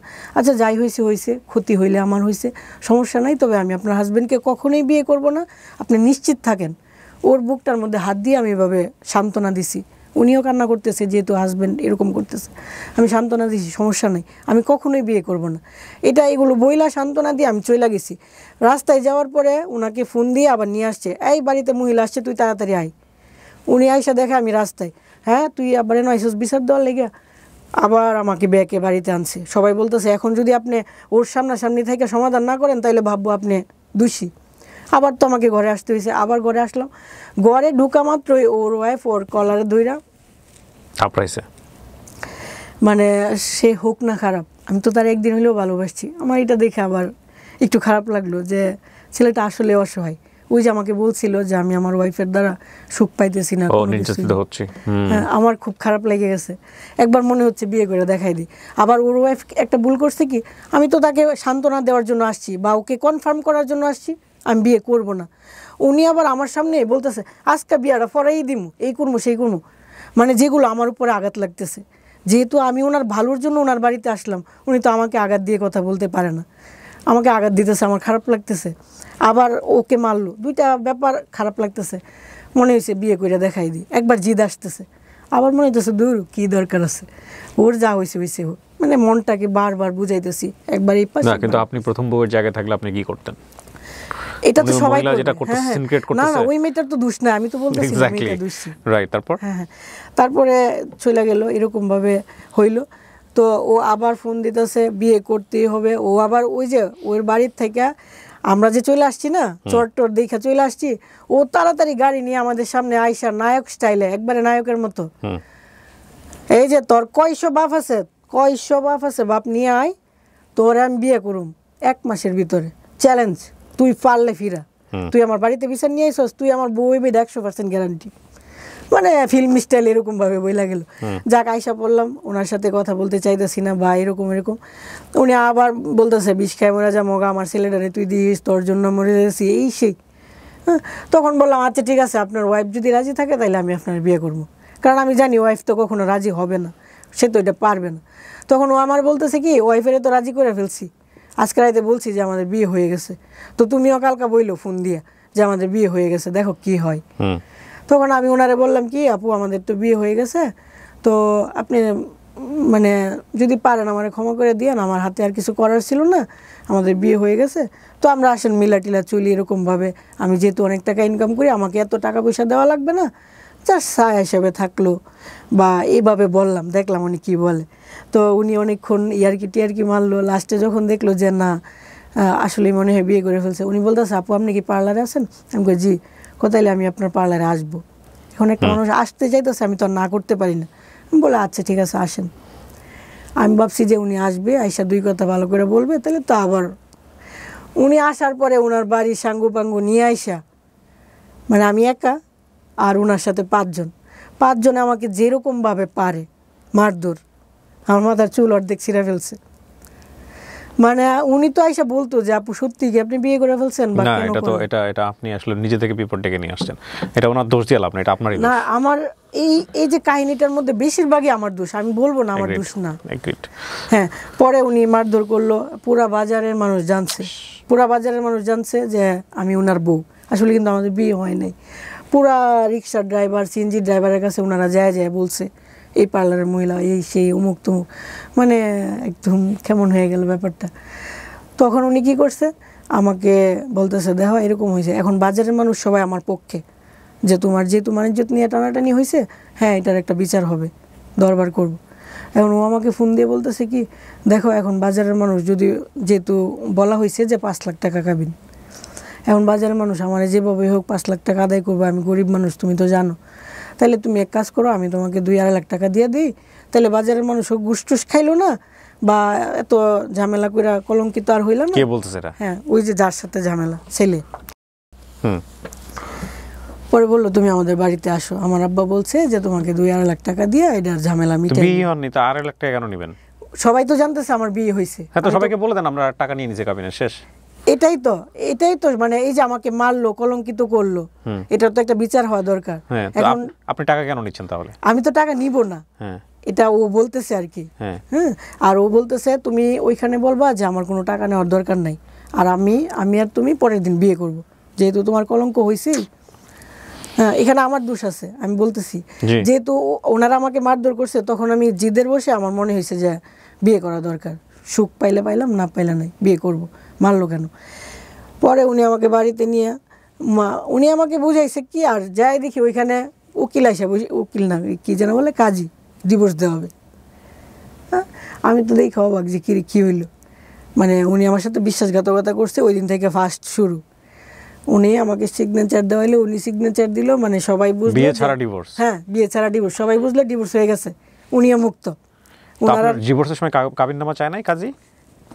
উনি বুঝাইছে যে তোমার কোনো চাওয়া পাওয়া আছে, আমি বলছি না আমার কোনো চাওয়া না, কিন্তু আপনাদের বিয়ে যদি না হয়ে থাকে তাহলে ডিভোর্স হয় কিভাবে? প্রথম কথা হচ্ছে যে কাজীর মাধ্যমে ডিভোর্স হচ্ছে, কাজী তো আপনাদের কাবিননামা চাবে, কাবিননামা কই? এগুলো কিছু চাই নাই। হ্যাঁ, উনি তো চাইলে তো এটার ব্যাখ্যা হইতো, উনি কিছুই চাই নাই, উনি জাস্ট আমাকে নাম লেখাইতেছে, এমনকি আমার আইডি কার্ডের ফটোকপিও চাই নাই। আমি ইচ্ছা করে একটা সালিশের মধ্যে? হ্যাঁ, আমি ইচ্ছা করলে একটা ভুল নামও দিয়ে আসতে পারি, ওইখানে কোনো কিছুই চাইতেছে না, আমাকে জাস্ট সবাই বুঝাইতেছে যে হ্যাঁ হ্যাঁ ছাড়াছাড়ি হয়ে গেছে, বউ খুশি, বাপ মা খুশি, সবাই খুশি, লেখালেখি হয়ে গেল। আমি এত রাত্রে কীভাবে বাড়িতে আসবো? আমাকে কেউ মাথায় হাত দিয়ে সান্ত্বনাও দেয় নাই যে মা তুমি আমাদের জন্য এত কিছু করলা, বিয়ে হয়েছে, বিনা টাকায় আমার এখান থেকে চলে যাইতেছো, বা তোমার কলঙ্ক হয়েছে, এই ধরনের কোনো কথা না। আমি বাড়ি থেকে বের হবো কী করে, লজ্জা লাগতেছে, ওনারা কেউ হেল্পও করতেছে না। লাস্ট মুহূর্তে একজনে বলতেছে ওনার একটা গাড়িতে উঠাই দো, পরে রিক্সা দিয়ে বাড়িতে চলে আসলাম। তো বাড়ির সবাই কেউ এগুলো কিছুই জানে না, যাকেভাবে গেল। এখন আমার মাথায় তো বুধ চাপছে যে এখন আমার বিয়ে করা লাগবে, যেহেতু উনি আমার সাথে 2 নাম্বারই করছে। কাকে বিয়ে করবেন? ওই ছেলেকে আবার বিয়ে করবেন? হ্যাঁ। ডিভোর্স দিয়ে আসছেন, তাকে আবার বিয়ে করবেন? মানে বিয়ের আগে ডিভোর্স, তারপর আবার বিয়ে? হ্যাঁ, বিয়ে তো হয় নাই, কলঙ্কিত হয়েছি ওরে বিয়ে না করে। তখন পরবর্তীতে বিকেলবেলা ও আমাকে ডেট দিছে, আমি বিকালে আসবো, বিকালে আসবো, বিকাল হয়ে যেতেছে, তেমন একটা আসার সম্ভাবনা নাই। তখন ওর এক ফ্রেন্ডে ফোন দিছে যে কী অবস্থা, কী খবর। ওর ফ্রেন্ড বলতেছে যে ও তো বাড়ির থেকে বের হইতে পারতেছে না, যেহেতু কালকে এরকম হয়েছে, বাড়ির থেকে তো 2-4 দিন দিব না। আচ্ছা, আমি ওরা যাই নিয়ে আসতেছি। ওরা আবার নিয়ে আসলো। হ্যাঁ, আমরা আবার কাজের কাছে গেলাম, বিয়ে পড়াইলাম। এবার ফাইনালি বিয়ে করলাম। ফাইনালি বিয়ে হয়েছে। যে কলঙ্কটা হয়েছে বিয়ে না করেও আমি এটা করলাম। ওই যে 5 লাখ টাকা কাবিন দেওয়ার কথা ছিল, মানে আগেরটা সবাইকে আই ওয়াশ করছে যে ডিভোর্স হয়েছে, যে টেনশনের কিছু না, কিন্তু এলাকার কেউ জানে না, মানে বাজারে এর পরের বার তারা বিয়ে করছে আবার। হ্যাঁ, বাজারে কেউ জানে না যে ডিভোর্স হয়েছে বা এরকম হয়েছে, বা আমার এলাকার কেউ জানে না, জাস্ট ওদের বাড়ির 2-4 জন, বুঝছেন না? তো এরকম হইলো, বিয়ে হইলো। তখন মানে ব্যাপারটা চাইছিলাম যে কয়েকদিন গোপন থাকুক। তো দেখা গেল যে উনি তো আমার সাথে থাকতে গেলে ব্যাপারটা আস্তে আস্তে জানাজানি হয়ে যাবে। এই সপ্তাহখানেক। কত টাকা কাবিননামা হলো? 5 লাখ টাকা। আছে কাবিননামা আপনার কাছে? কাবিননামা নাই, আমার মোবাইলে ছবি আছে। কাবিননামার ছবি আছে? জি। তারপর পরে ছবি আছে। পরে এভাবে যাক উনি আমার কাছে আসলো সপ্তাহখানেক পরে। আসার পরে যখন 2-3 রাত একসাথে ছিলাম, বাড়ির থেকে ফোন আসতেছে, কই তুমি কেন, মানে ওরা আস্তে আস্তে সন্দেহ করা শুরু করলো। পরে ব্যাপারটা ভাবলাম যে হ্যাঁ, এভাবে লুকায়িত ভাবে সম্ভব না, জানাই দাও, যা হওয়ার হবে। পরে ও জানাই দিল যে হ্যাঁ আমরা বিয়ে করছি। বিয়ে করছি। পরে ওনারা আবার আসলো, আইসা বলতেছে আপু কী হয়েছে, যে হ্যাঁ এমন এমন, আগে বিয়ে হয়েছিল না এখন হয়েছে। বললাম একবার তো মারা গেছেন, এখন চাইলে মারতে পারেন, আপনারা যা খুশি করেন। তো ওই দিন আর মারধর করে নাই, এগুলো শুই না ওনারা চলে গেছে। আর আমার যে পার্লারের স্টাফ তাদের বাড়ি বাড়ি যাইতেছে, ওদেরকে যেন আমার পার্লারে না আসতে দেয়, মানে আমার বিজনেসটা অফ হয়ে যাক, আমার যেন আস্তে আস্তে সবকিছু কম হয়ে যায়। আপনি বিয়ে করার আগে আপনার বাবা মার সঙ্গে কথা বলছিলেন?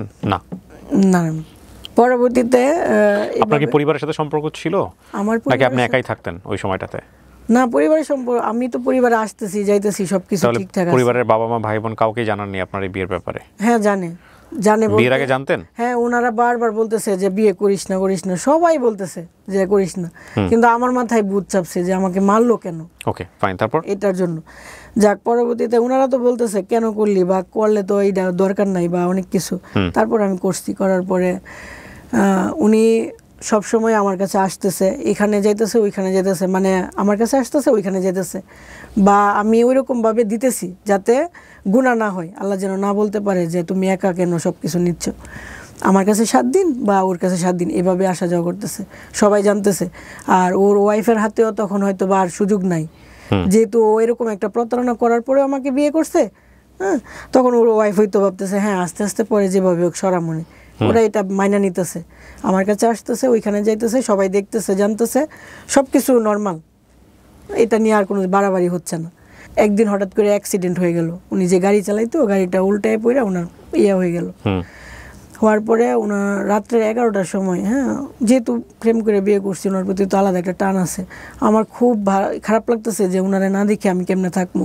আজকে উনি অ্যাক্সিডেন্ট হয়েছে, ওনারে দেখতে গেছি, উনি বলছিল যে তুমি ওই যে কি একটা চাউমিন নাকি কি নামটা, ও রান্না করার জন্য খুব পছন্দ করতো। আমি রান্না কইরা রাইখা জাস্ট ফোন দিছি যে আমি রান্না করছি তুমি আসো তাড়াতাড়ি, এমনি শুনি অ্যাক্সিডেন্ট। ওই জায়গায় থেকে ওই খাবারটার দিকে তাকাই আমার খারাপ লাগতেছে। যাক, ওই খাবারটা নিয়ে আমি রাত্রে 11টার সময় ওদের বাড়িতে গেলাম, ও অসুস্থ, ওকে দেখার জন্য। রাত্রে 11টার সময় ওদের এলাকার কেউ সজাগ না, জাস্ট ওর ওয়াইফ, ওর আব্বা আম্মা, মানে ওদের ফ্যামিলির, যেহেতু ও অসুস্থ হাসপাতাল থেকে বাড়িতে গেছে। যাওয়ার পরে ওনার ওয়াইফ মানে আমাকে দেখার পরে একটু রাগারাগি করতেছে, পুরো এলাকার মানুষের সজাগ বানাই ফেলছে। পুরো এলাকার মানুষরা এসে আমাকে অনেক গালাগালি করতেছে, যে মানে অনেক বাজেভাবে গালাগালি যা পারে। তারপরে আমি ওনাকে খাবারটা দিয়ে চলে আসছি যে আমি তোমার জন্য রান্না করছিলাম, তুমি যদি না খাও আমার খারাপ লাগবে, তুমি খায় নিও। তো কান্না টান্না করে চলে আসছি। তো আইসা আবার পার্লারেই ঘুমাইলাম, থাকলাম। তো এর ভিতরে উনি কি হইলো, উনি কিন্তু আমাকে কোনো বাসা করে দেয় নাই, আমরা ওই যে পার্লারেই থাকতাম। আমার পার্লারে উনি একবার থেকে অভ্যাস হয়ে গেছে, ওনার কাছে মনে হলো যে আর টাকা খরচ করার দরকার নাই। উনি আমাকে কোনো হাঁড়ি পাতিল কিনা দেয় নাই, কোনো গ্যাসের চুলা কিনা দেয় নাই, শীত আসছে কম্বলও না। মানে ওনার কাছে চাইতেছি, চাইলে বলতেছে আমি তো তোমার টাকা পয়সা দিতে পারি না, সব ইনকামের টাকা তো বাড়ির চলে যায়, কারণ বাড়ির থেকে বলা হইতেছে যে টাকা যেন ওর হাতে একটা টাকাও না দেয়। আমার হাতে কোনো টাকা দেয় না, জাস্ট সিগারেটের জন্য টাকা দেয়, কারণ আমি তোমাকে কিভাবে দিব, এভাবে বলতেছে। যাক, আমিও বিশ্বাস করতাম, আমার ইনকামের টাকা দিয়ে চলতাম ফিরতাম এভাবে। একটা সময় যখন নাকি নভেম্বর ডিসেম্বর আসলো, শীতকালে ওর আলাদা একটা ইনকাম হয়, যে ডেকোরেশনের কাজের তো ওই যে ওয়াজ মাহফিল হয় না, ওয়াজ মাহফিলের রাত্রের বেলা যখন ওয়াজ হয় তখন আলাদা একটা ইনকাম হয়। ওই যে ইনকাম হয় ওই টাকাটা কিন্তু ওর বাড়িতে যাচ্ছে না, ওইটা ওর হাতে আসছে। এরপরেও যখন ও আমাকে টাকা না দিচ্ছে বা কিছু দিচ্ছে না, তখন আমার কিছুটা সন্দেহ হলো যে ব্যাপার কি। অথচ মুখ দিয়ে আপনি যেরকম ওই যে শরৎচন্দ্র চট্টোপাধ্যায়ের কথা বলতেছেন না, এত আদর করে, এত আদর যা বুঝার উপায় নাই যে ও আসলে ওইরকম কিনা, খুব আদর করে। আমরা খুব হ্যাপি, বোঝা যাইতেছে, সবাই দেখতেছে আমরা খুব হ্যাপি।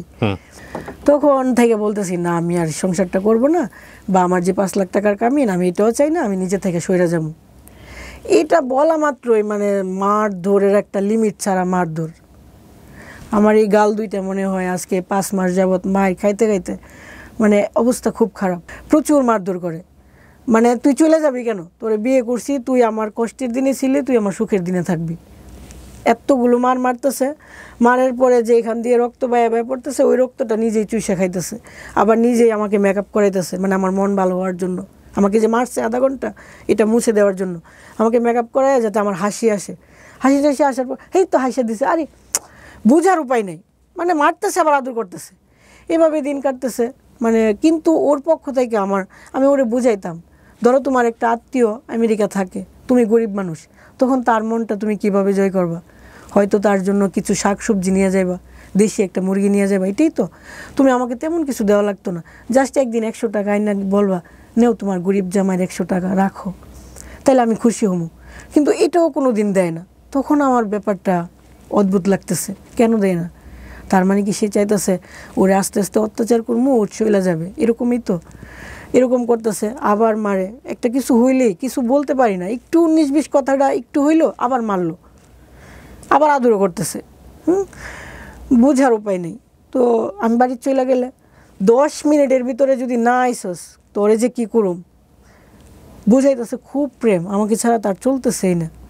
আবার রাগটাক বইলে আবার চলে আসতাম, এরকমভাবেই চলতেছে।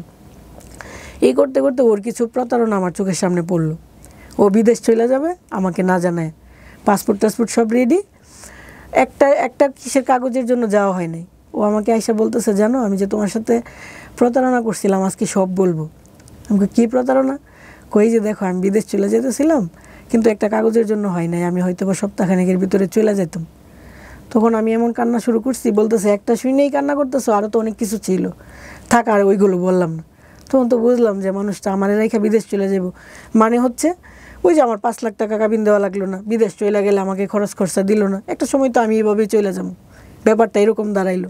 এরকমভাবে আস্তে আস্তে প্রতারণাগুলো সামনে আসলো। আমি বুঝতে থাকলাম যে না, মানুষটা দেখা যায় অন্যরকম। আঘাত পাইতে পাইতে, কষ্ট পাইতে পাইতে মনে হলো যে না, আমি তো আসলে টাকার বিনিময়ে তার জন্য আসি নাই। আমার খুব মায়া লাগছিল, গরিব বইলা তাকে ভালোবাসতাম, বাড়ির থেকে মাংস রান্না করে এনে খাওয়াইতাম। ওই যে ময়মনসিংহের ছেলে, গরিব মানুষ, কি না কি খায়, খুব মায়া করে ভালোবাসতাম। তো সিম্পিতি চলে আসছিল অতিরিক্ত। ওই মানুষটাকে আমি একটা নসিমন ড্রাইভারকে বিয়ে করছি, টাকা পয়সা দেখা না, ও তো গরিব, আমি জাস্ট ভালোবাসার জন্যই বিয়ে করছি। এখন যখন প্রতারণা, আমি কিভাবে থাকবো এখানে, দরকার নাই। আমি নিজের থেকে ওকে আবার ডিভোর্স দিয়ে চলে আসছি। এর ভিতরে 1 লাখ টাকাও দিছি। কবে ডিভোর্স দিয়েছেন? ডিভোর্স দিছি ঈদের 2-4 দিন পরে। কোরবানির ঈদের? না না না, রোজার ঈদের। আচ্ছা। ডিভোর্স দেওয়ার 7 থেকে 8 দিন আগে 1 লাখ টাকাও দিছি আমি। টাকা দিছি, তুমি উঠার জন্য উঠো, দোয়া থাকবে, সমস্যা নেই। দিয়ে আসলাম। আয়শা ভিডিওটা আমি যে দিয়ে আসছি, ভিডিওটা যদি ওর সামনে না দেখাই ও বিশ্বাস করবে না। আরেকজনকে দিয়ে ভিডিও পাঠায়া শিওর করলাম যে হ্যাঁ, আমি তোমার জীবন থেকে চলে আসছি। আমি জানি ও রাগ করে আর কখনো আসবে না। সাথে সাথে আমি মাগরিবের সময় ডিভোর্স দিয়ে চলে আসছি, ও রাত 8টার সময় আমার বাড়ির সামনে দাঁড়ানো, ফোন দিতেছে ঘর থেকে বাইরো, তুই কাপড় নিয়ে বাইরো, তুই দিয়ে ফোন দিয়ে কী হয়েছে, বেডি মানুষ দিলে কিচ্ছু হয় না, আমি তো আর দিছি না, বাইরও কইছি। আমি আরে কী বলেন এগুলো, ফোন রাখেন।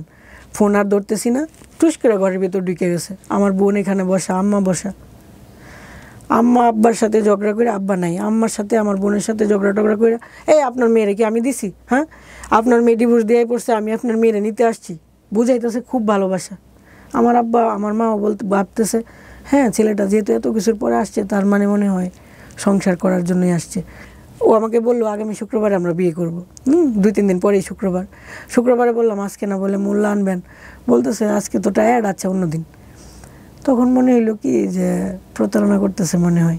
আচ্ছা ঠিক আছে, একটা মূল্যায়ন না, যদি আবার 2 কথা বলি তার মানেই যে আমার লাইফটা সেটেল হয়ে যাবে তা তো না। ঠিক আছে, আর কয়দিন দেখি। আর কয়দিন দেখতে দেখতে মনে হইতেছে কি না, এমনই ও চেঞ্জ হবে না। তুই যে আমার কষ্ট দিয়ে চলে গেছিলি, ওই কষ্টটা আবার তোকে আমি দিমু, এই জন্য তোকে ফেরত আনছি। আবার চলে গেছি যে না ঠিক আছে, ওকে কষ্ট দিছ তো, হ্যাঁ আমি কষ্ট পাইছি। আবার বলতেছে তোর এত বড় সাহস, আমি তো এগুলো বলি তোর মন পরীক্ষা করার জন্য। মানে কি বলবো ভাই, এত মার ধর, এত কিছু। তারপরে এভাবে চলতেছে এই যে আজকে 2 মাস, হ্যাঁ, বিয়ে ডিভোর্সের পরে ওর সাথে থাকতেছি। অনেক অন্যায় এটা, লোকে সবাই শুনতেছে, জানতেছে, আমাকে নোংরা কথা বলবে, কিন্তু আমি সেকেন্ড চান্স নেওয়ার চেষ্টা করছি। যেহেতু আমাকে বুঝাইছে, আমি তোকে একটা সুযোগ দিচ্ছি। আজ অব্দি না, 1 বছরের ভিতরে আমাকে একটা জামাও কিনে দেয় না। শুনেন, আপনি একটা কথা বলি, মানে ওভারলোড হয়ে যাচ্ছে আমরা আসলে। আপনার বর্তমান বয়স আপনি কত বলেছেন? 30 প্লাস। 30 প্লাস। 30 প্লাসের মানুষের জীবনে এগুলো ভুল, এটা অন্যায়, এটা ক্রাইম। আপনি যেগুলো বলতেছেন এগুলো 15, 16, 17, 18 বছরের বাচ্চার গল্প হলে ঠিক আছে, আমরা বুঝতে পারতাম যে ও টিনেজার, ও যেগুলো করতেছে সেগুলো ঠিক আছে, ওগুলোর জায়গা থেকে মানসিক পরিপক্কতা আসে না, সেটা ঠিক আছে। বাট 30 প্লাস অধিকের একটা মানুষ, এবং যার জীবনে যার একটা বাচ্চা আছে, সংসার আছে, তারপরে সে প্রেমের জন্য এত কিছু ভুল করে ফেলবে, এগুলো ভুল না, এগুলো ক্রাইম। আমি সরি, আমার জায়গা থেকে বিষয়টা এরকমই।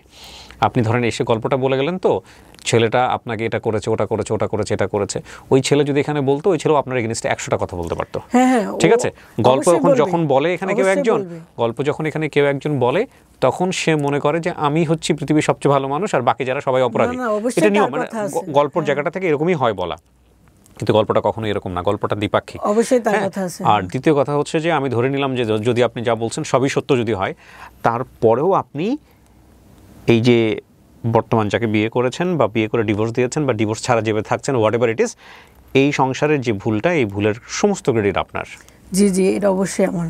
তাই তাছাড়া আপনি জেনে শুনে ওর বিয়ের আগে জানতে পারছেন যে ওর বউ আছে, আপনি এই আগুনে ঝাঁপ কেন দিবেন? কারণটা হচ্ছে আপনি তার প্রতি প্রেমে পড়ে গেছেন।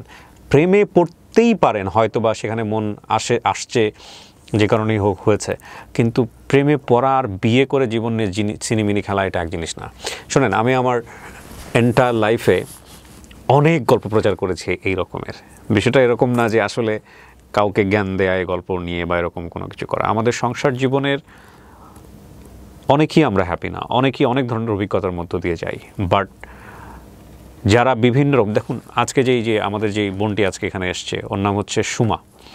সুমা কিন্তু একটা রিয়েলাইজেশন নিয়ে এখানে এসছে যে ওনার মতো কেউ যাতে ভুলগুলো না করে, ওনার মতো ইমোশনালি যাতে ব্লাইন্ডলি কেউ এই ভুলগুলো না করে। একটা পার্ট পর্যন্ত ওনার জীবনে যে ঘটনাটা ঘটে গেছে, বিশেষ করে ওই যে আপনার সেই সময়টাতে প্রায় 13 থেকে 14 বছর আগে একটা ভিডিও নিয়ে ওনার জীবনে যে ঘটনাটা ঘটে গেছে, এবং সেখান থেকে ফিরে এসে নিজের জীবনে দাঁড়ানোর যে চেষ্টাটা, একটা সংসার জীবন, এই পর্যন্ত দেখেন, এই পর্যন্ত এই গল্পের এই জায়গাটা অসম্ভব রকম রেসপেক্টের একটা গল্প। একটা যুদ্ধে একটা মেয়েকে সামাজিকতার মানে বলা যেতে পারে রক্তচক্ষু উপেক্ষা করে নিজেকে টিকিয়ে রাখার যে গল্পটা, এটা একটা প্রচণ্ড শ্রদ্ধার সম্মানের একটা গল্প। কিন্তু এই মানুষটাই জীবনের একটা পর্যায়ে এসে যখন এমন একজন মানুষের সাথে ফল ইন হচ্ছে, প্রেমে পড়ছে, একটা ভালোবাসার সম্পর্ক তৈরি হচ্ছে, হাজব্যান্ড ওয়াইফের সম্পর্ক তৈরি হচ্ছে, আবার হচ্ছে না, আবার সেখান থেকে বের হয়ে আসছে, এই যে ব্যাপারগুলা, এইগুলা টিনেজ বয়সে অনেক সময় মানা যায়, কিন্তু এক বাচ্চার মা হয়ে একটা পরিণত জীবনে এক্সপিরিয়েন্সে এসে প্রেম আমাদেরকে এরকম সেকেন্ড করে দিলে সেটা নিঃসন্দেহে আমাদের জন্য অত্যন্ত কষ্টকর। আমি শুধু আপনাকে একটা জিনিস প্রশ্ন করি, আপনি গল্পটা কেন বললেন বলেন তো সামাজিক যোগাযোগ মাধ্যমে? মানে আপনি আসলে ইন্টেনশনটা কি আপনার গল্পটা বলে? আপনার এই গল্প থেকে মানুষ কি শিখতে পারে আসলে? আচ্ছা, মানে যে গল্পটা বলতেছিলাম, আর জাস্ট 2 লাইন বলি, আর জাস্ট 2 লাইন। আপনি 2 লাইন বলেন, কিন্তু 2 লাইনে কিছু থাকবে না, আমি বলার সুযোগ দিচ্ছি আপনাকে, বলেন, সমস্যা নেই। ঠিক আছে। উনি আমাকে ঈদের মধ্যে বুঝাইতেছে যে টাকা টুকা নাই, জামা কাপড় দেয় নাই। হ্যাঁ, উনি বুঝাইতেছে যে কুরবানিও দিবে না। এখন আমার মনে হচ্ছে আমাকে বিয়ে করার পর জীবনে প্রথম যদি উনি কুরবানি না দেয়, তাহলে হয়তো আমাকে নিজেকে অলক্ষী মনে হতে পারে। আমি আমার বোন জামাইয়ের কাছ থেকে 20,000 টাকা আইনা দিয়া ওরে বললাম যে হ্যাঁ, তুমি সাথে কিছু টাকা দিয়ে বাড়িতে কুরবানি দাও। কে বলছে আপনাকে এটা? এটা আমার ধর্মে আছে? আপনার হাজব্যান্ডের যদি সামর্থ্য না থাকে দিবে না, শেষ। এই অলক্ষী মনে হওয়ার কি আছে? বউয়ের সাথে কি সম্পর্ক? এই যে আকবারাই আমরা মনে করি, এটাও একটা সমস্যা। যাই হোক, হ্যাঁ, তারপরে পরে উনি কি করলো, 20,000 টাকা নিয়ে উনি আমার বুঝাইছে, আচ্ছা ঠিক আছে, একটা খাসি আন মনে আইনা তোমার এখানে কুরবানি দিব। তখন তো আপনার সে স্বামী না? হ্যাঁ, না না। তারপরে করলো, এটা করার পরে উনি 2-3 বাজার ঘুরে আমাকে বুঝাইলো আমি খাসি টাসি পাই নাই, টাকা আইনা ফেরত দিয়ে দিছে। হ্যাঁ, ঈদের আগের দিন রাত্রে আমাকে রাইখা চলে যেতেছে, বলতেছে যে আমি বাড়িতে যেতেছি, তুমি থাকো। ঈদের কোনো বাজার টাজার কিছু কইরা দেয় নাই, কিছুই না, উনি চলে গেল। আপনার 2 মিনিট হয়ে গেছে, আমি জানি আপনি শুধু অভিযোগই বলতে থাকবেন আপনার এই তাকে নিয়ে। দরকার নাই তো, যেখানে ভুলটাই আপনার তার অভিযোগ দিয়ে আমরা কি করব বলেন?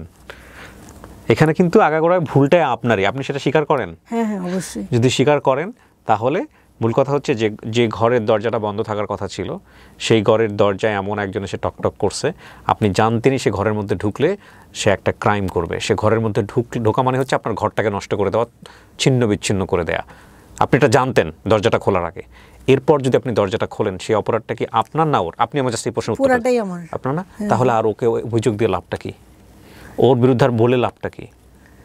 না না, বলে লাভ নাই, কিন্তু এটাই যে আমি যে ভুলগুলো করছি, এই যে বুকামি, এত কিছু লাইফে, এত ধাক্কা খাওয়ার পরেও কিছু শিখতে পারি নাই, বুঝতে পারি নাই। এখন যখন আবার রাস্তা দিয়ে হাঁটবো, একটা তো ঘটনা আছে, একটা হাজবেন্ড। আপনাকে একটা প্রশ্ন করি, আপনি একটা সৎ একটা উত্তর দিন। হ্যাঁ, একদম মন থেকে, আমি বিশ্বাস করি আপনি সেই উত্তরটা দিবেন। আপনি ওকে ভালোবাসেন এখনো? জি, ভালোবাসি। দ্যাট ইজ দ্য, মানে গল্পের যদি লেসন বলেন তাহলে এটা হচ্ছে লেসন। যে মানুষটাকে সে এখনও সে ভালোবাসে, সেই মানুষটার সম্পর্কে সেখানে বসে অভিযোগের পর অভিযোগ বলে যাচ্ছে। ফ্যাক্ট হচ্ছে কি, আমরা আসলেই সত্য কথা বলতে লাভ কোনটা, লাভের সাথে রেসপেক্ট কোনটা, এবং লাভের জায়গাটা থেকে আসলে কতটুকু আমাদের জীবনে রেসপেক্টের একটা জায়গা থেকে চর্চা করা উচিত, সেইটা আমরা আসলে বুঝি না। আমরা আসলে কেউই বুঝি না। যে মানুষটাকে আমি লাভ করি সেই মানুষটাকে আমি কেন অসম্মান করব? অ্যান্ড উই ডু অ্যাকচুয়ালি লাভ করার পরেও করি, মানে কষ্টের জায়গা থেকে করি, অভিমানের জায়গা থেকে করি, বিভিন্নভাবে করি, হ্যাঁ বিভিন্নভাবে করি। আর দ্বিতীয় কথা হচ্ছে উনি এখনও তাকে ভালোবাসেন বলেই এগুলো করে যাচ্ছেন এইভাবে। তো আর ওই যে একটা কথা আছে না, যে কে জানি বলেছিল everything is fair in love and war, মানে এটা যেমন সত্য তেমনি এটা একটা বিধ্বংসী কথা। কারণ এই ইমোশনটা খুবই পার্টিকুলার একটা টাইমের জন্য, খুবই লিমিটেড একটা টাইমের জন্য। এই ইমোশন থেকে টুডে অর টুমোরো আপনাকে বের হইতেই হবে এবং ইমোশনটা কাজ করবে না। কিন্তু যেই সব অন্যায় জিনিসগুলো আপনি আপনার জীবনে এই সময়টাতে করবেন এই ইমোশনের প্রেক্ষাপটে, এটার ক্ষতি আপনাকে সারাটা জীবন বয়ে বেড়াতে হবে, সারাটা জীবন, বিলিভ মি। সো প্লিজ এইসব ইমোশনে শেখান হয়ে আমরা যাতে ভুল না করি। আপনার সন্তানটা বড় হচ্ছে, আমি এই জন্য এত বছর পরে এখানে আসা, এত বছর পর ওই যে অতীতের ঘটনাটা এখানে আনা, যেখানে মাত্র কিছু সংখ্যক মানুষ জানতো, সত্য হোক মিথ্যে হোক জানতো, এখন তো সবাই জানতেছে, মিথ্যে হোক যাই হোক সবাই জানতেছে। হ্যাঁ, এত বছর পরে কেন সামনে আনলাম? এই জন্যই আনলাম যে আমি কখনো মাথা উঁচু করে দাঁড়াতে পারি নাই, কাউকে একটা কথা বলতে পারি নাই। দেখা গেছে যে ফুফাতো বাইরে শাসন করছি, বলছে ও তুমি নিজে কেমন ভালো। আঘাত পাইছি, খুব কষ্ট লাগছে যে ওই যে একটা ঘটনার জন্য কারো কাছে মানে মাথা উঁচু করে দাঁড়াতে পারিনি। এখন হাজব্যান্ড যে মারধর করে, উনি কিন্তু এই জন্যই মারধর করছে যে তোর বাড়ির মানুষের তো কত মুখ তমুক, তোরা কেন আমি ভাত খাওয়ামো, এই ধরনের। এই যে আমার এলাকার মানুষ একটা ঘটনাকে ইস্যু করে আমার হাজব্যান্ডের সংসারটাতে আমাকে টিকতে দিল না। যাক, টিকলাম না, ঠিক আছে, আমার এখানে হয়তো ভুল আছে, কিন্তু আমার মেয়েটাও তো এরকম, আমার মেয়েটার বিয়ে হবে, হয়তো ওর হাজব্যান্ড কোনো দিন আবার বলবে তোর মা এমন করছিল। এই যে মিথ্যেটা আমি বয়ে বেড়াইছি, এটা আমার মেয়ে আবার বয়ে বেড়াবে। সম্পর্কটা যখন খারাপ হয়ে যায় দুজন মানুষের মধ্যে, তখন মানুষের এই দুর্বল জায়গাগুলো নিয়ে কথা বলতেই মানুষ পছন্দ করে। তখন আমার মেয়েটা এরকম সব আপনার হাজব্যান্ড যে ভদ্রলোক যে কথা বলছেন, উনি যখন ভালো থাকে, যখন ভালো মুডে থাকে আপনার সঙ্গে, তখন আপনাকে সে সম্মান করে না, আপনাকে আদর যত্ন করে না? করে তো।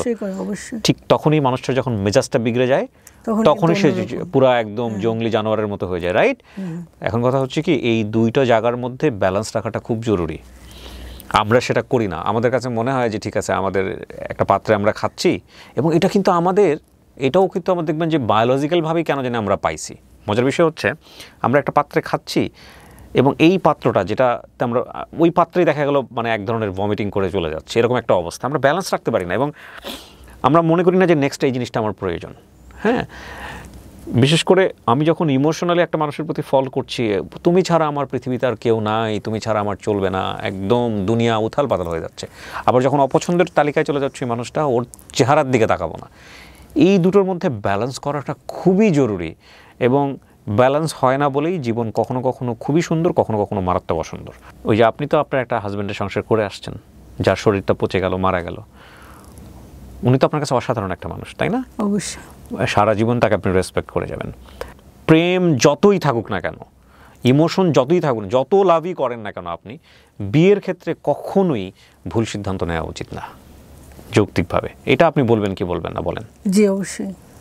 আপনার দ্বিতীয় বিয়েটা যেটা, এটা ভালো সিদ্ধান্ত ছিল না? এটা অবশ্যই ভুল সিদ্ধান্ত ছিল। আমি এই গল্পগুলো এখানে এটা বলার কারণ হচ্ছে কি, এই যে আমি যখন আবার রাস্তা দিয়ে হাঁটবো, লোকে বলবে ও তো স্বামী সংসার করতে পারে নাই, বা 12 হাঙ্গাল নিতে। আপনি আর মানুষের মুখ বন্ধ করতে পারবেন না তো, মানুষের মুখে। এবং কেউ ফেরেশতা না, শোনেন, প্রত্যেকের জীবনেই আছে। কারোটা আমরা হয়তো জানি, কারোটা আমরা জানি না। আর আমরা বিচার করতে পছন্দ করি, আমরা মানুষকে নিয়ে কথা বলতে পছন্দ করি। ওগুলো বাদ দেন, ওগুলো নিয়ে আপনি যদি চলতে চান আপনি পাগল হয়ে যাবেন। কিন্তু আমার ওকে ছেড়ে দেওয়ার মধ্যে সব থেকে মেন কারণ ছিল ওই যে লোকে আমাকে বলতেছে যে আমি কারো সংসার নষ্ট করছি, বা বিভিন্ন ভিডিও। তাহলে আপনার বিয়ে করাটাই উচিত হয় নাই। হ্যাঁ, বিভিন্ন ভিডিও আসে যে মানে খারাপ মেয়েরাই দ্বিতীয় বিয়ে করে, বা এগুলো দেখার পরে আমার খুব খারাপ লাগে। সেজন্য আপনার সেকেন্ড বিয়েটার ক্ষেত্রে আপনার একটু ঠান্ডা মাথায় সিদ্ধান্ত নেওয়া উচিত ছিল। আপনি তো স্বাবলম্বী নারী ছিলেন, ধরেন আপনার এই ভুলের জায়গাটা আমি মানতে পারতাম যদি আপনি কারোর উপর ডিপেন্ডেন্ট থাকতেন, যদি নির্ভর থাকতেন, যদি মনে হয় না ঠিক আছে বের হয়ে যাই, বাবা আমার ঘরে আছেন, বাবা মা আপনার সঙ্গে অত্যাচার করতেছে, তা তো না, হ্যাঁ চলে গেলাম। কিন্তু আপনি নিজে নিজে আয় করতেছেন, আপনি আরও 4-5টা মানুষের কাজের ব্যবস্থা করছেন, সেখানে আপনার তো এই ধরনের একটা মানে শুধুমাত্র আবেগী হয়ে শুধুমাত্র প্রেমে পড়ে এই ধরনের ভুল করাটা উচিত হয় না। এটা তো অবশ্যই উচিত হয় না। আর তখন মনে হয়েছে কি যে না মানে দুইটা সংসার কি অনেকের আছে না, বা যদি একটু মেনে নেওয়া যায় সমস্যা কি। প্রিয় দর্শক এবং শ্রোতা, একটা কথা বলে নেই, এটা একপাক্ষিক গল্প এবং আমাদের ডিসক্লেইমারে স্পষ্ট করে বলে দেওয়া আছে যে একটা মানুষ যখন জীবন গল্প বলে তখন তার জায়গা থেকে সে নিজের মতো করে বলে, এবং এই বলার মধ্যে প্রচণ্ড রকমের ভুল থাকতে পারে, এই বলার মধ্যে মিথ্যা থাকতে পারে, এই বলার মধ্যে কোনো কিছুই প্রমাণযোগ্য নয়। সেই জায়গা থেকে আমরা চেষ্টা করি যাদেরকে নিয়ে গল্প হচ্ছে, যাকে নিয়ে গল্প হচ্ছে, সেই বিষয়গুলো নাম পরিচয় সমস্ত কিছু হাইড করে গল্পটা উপস্থাপন করা। আমাদের উদ্দেশ্য হচ্ছে কোনো ব্যক্তি কোনো প্রতিষ্ঠানকে হেয় করা নয়। আপনারা দেখবেন ডিসক্লেইমারে এই কথাটা স্পষ্ট করে বলে দেওয়া আছে। এবং আমাদের উদ্দেশ্য হচ্ছে তার জীবনের গল্প, যিনি যেটা এখানে বলে গেলেন, সেই গল্প থেকে আমাদের কোনো কিছু শেখার আছে কিনা সেই মেসেজটা বের করা।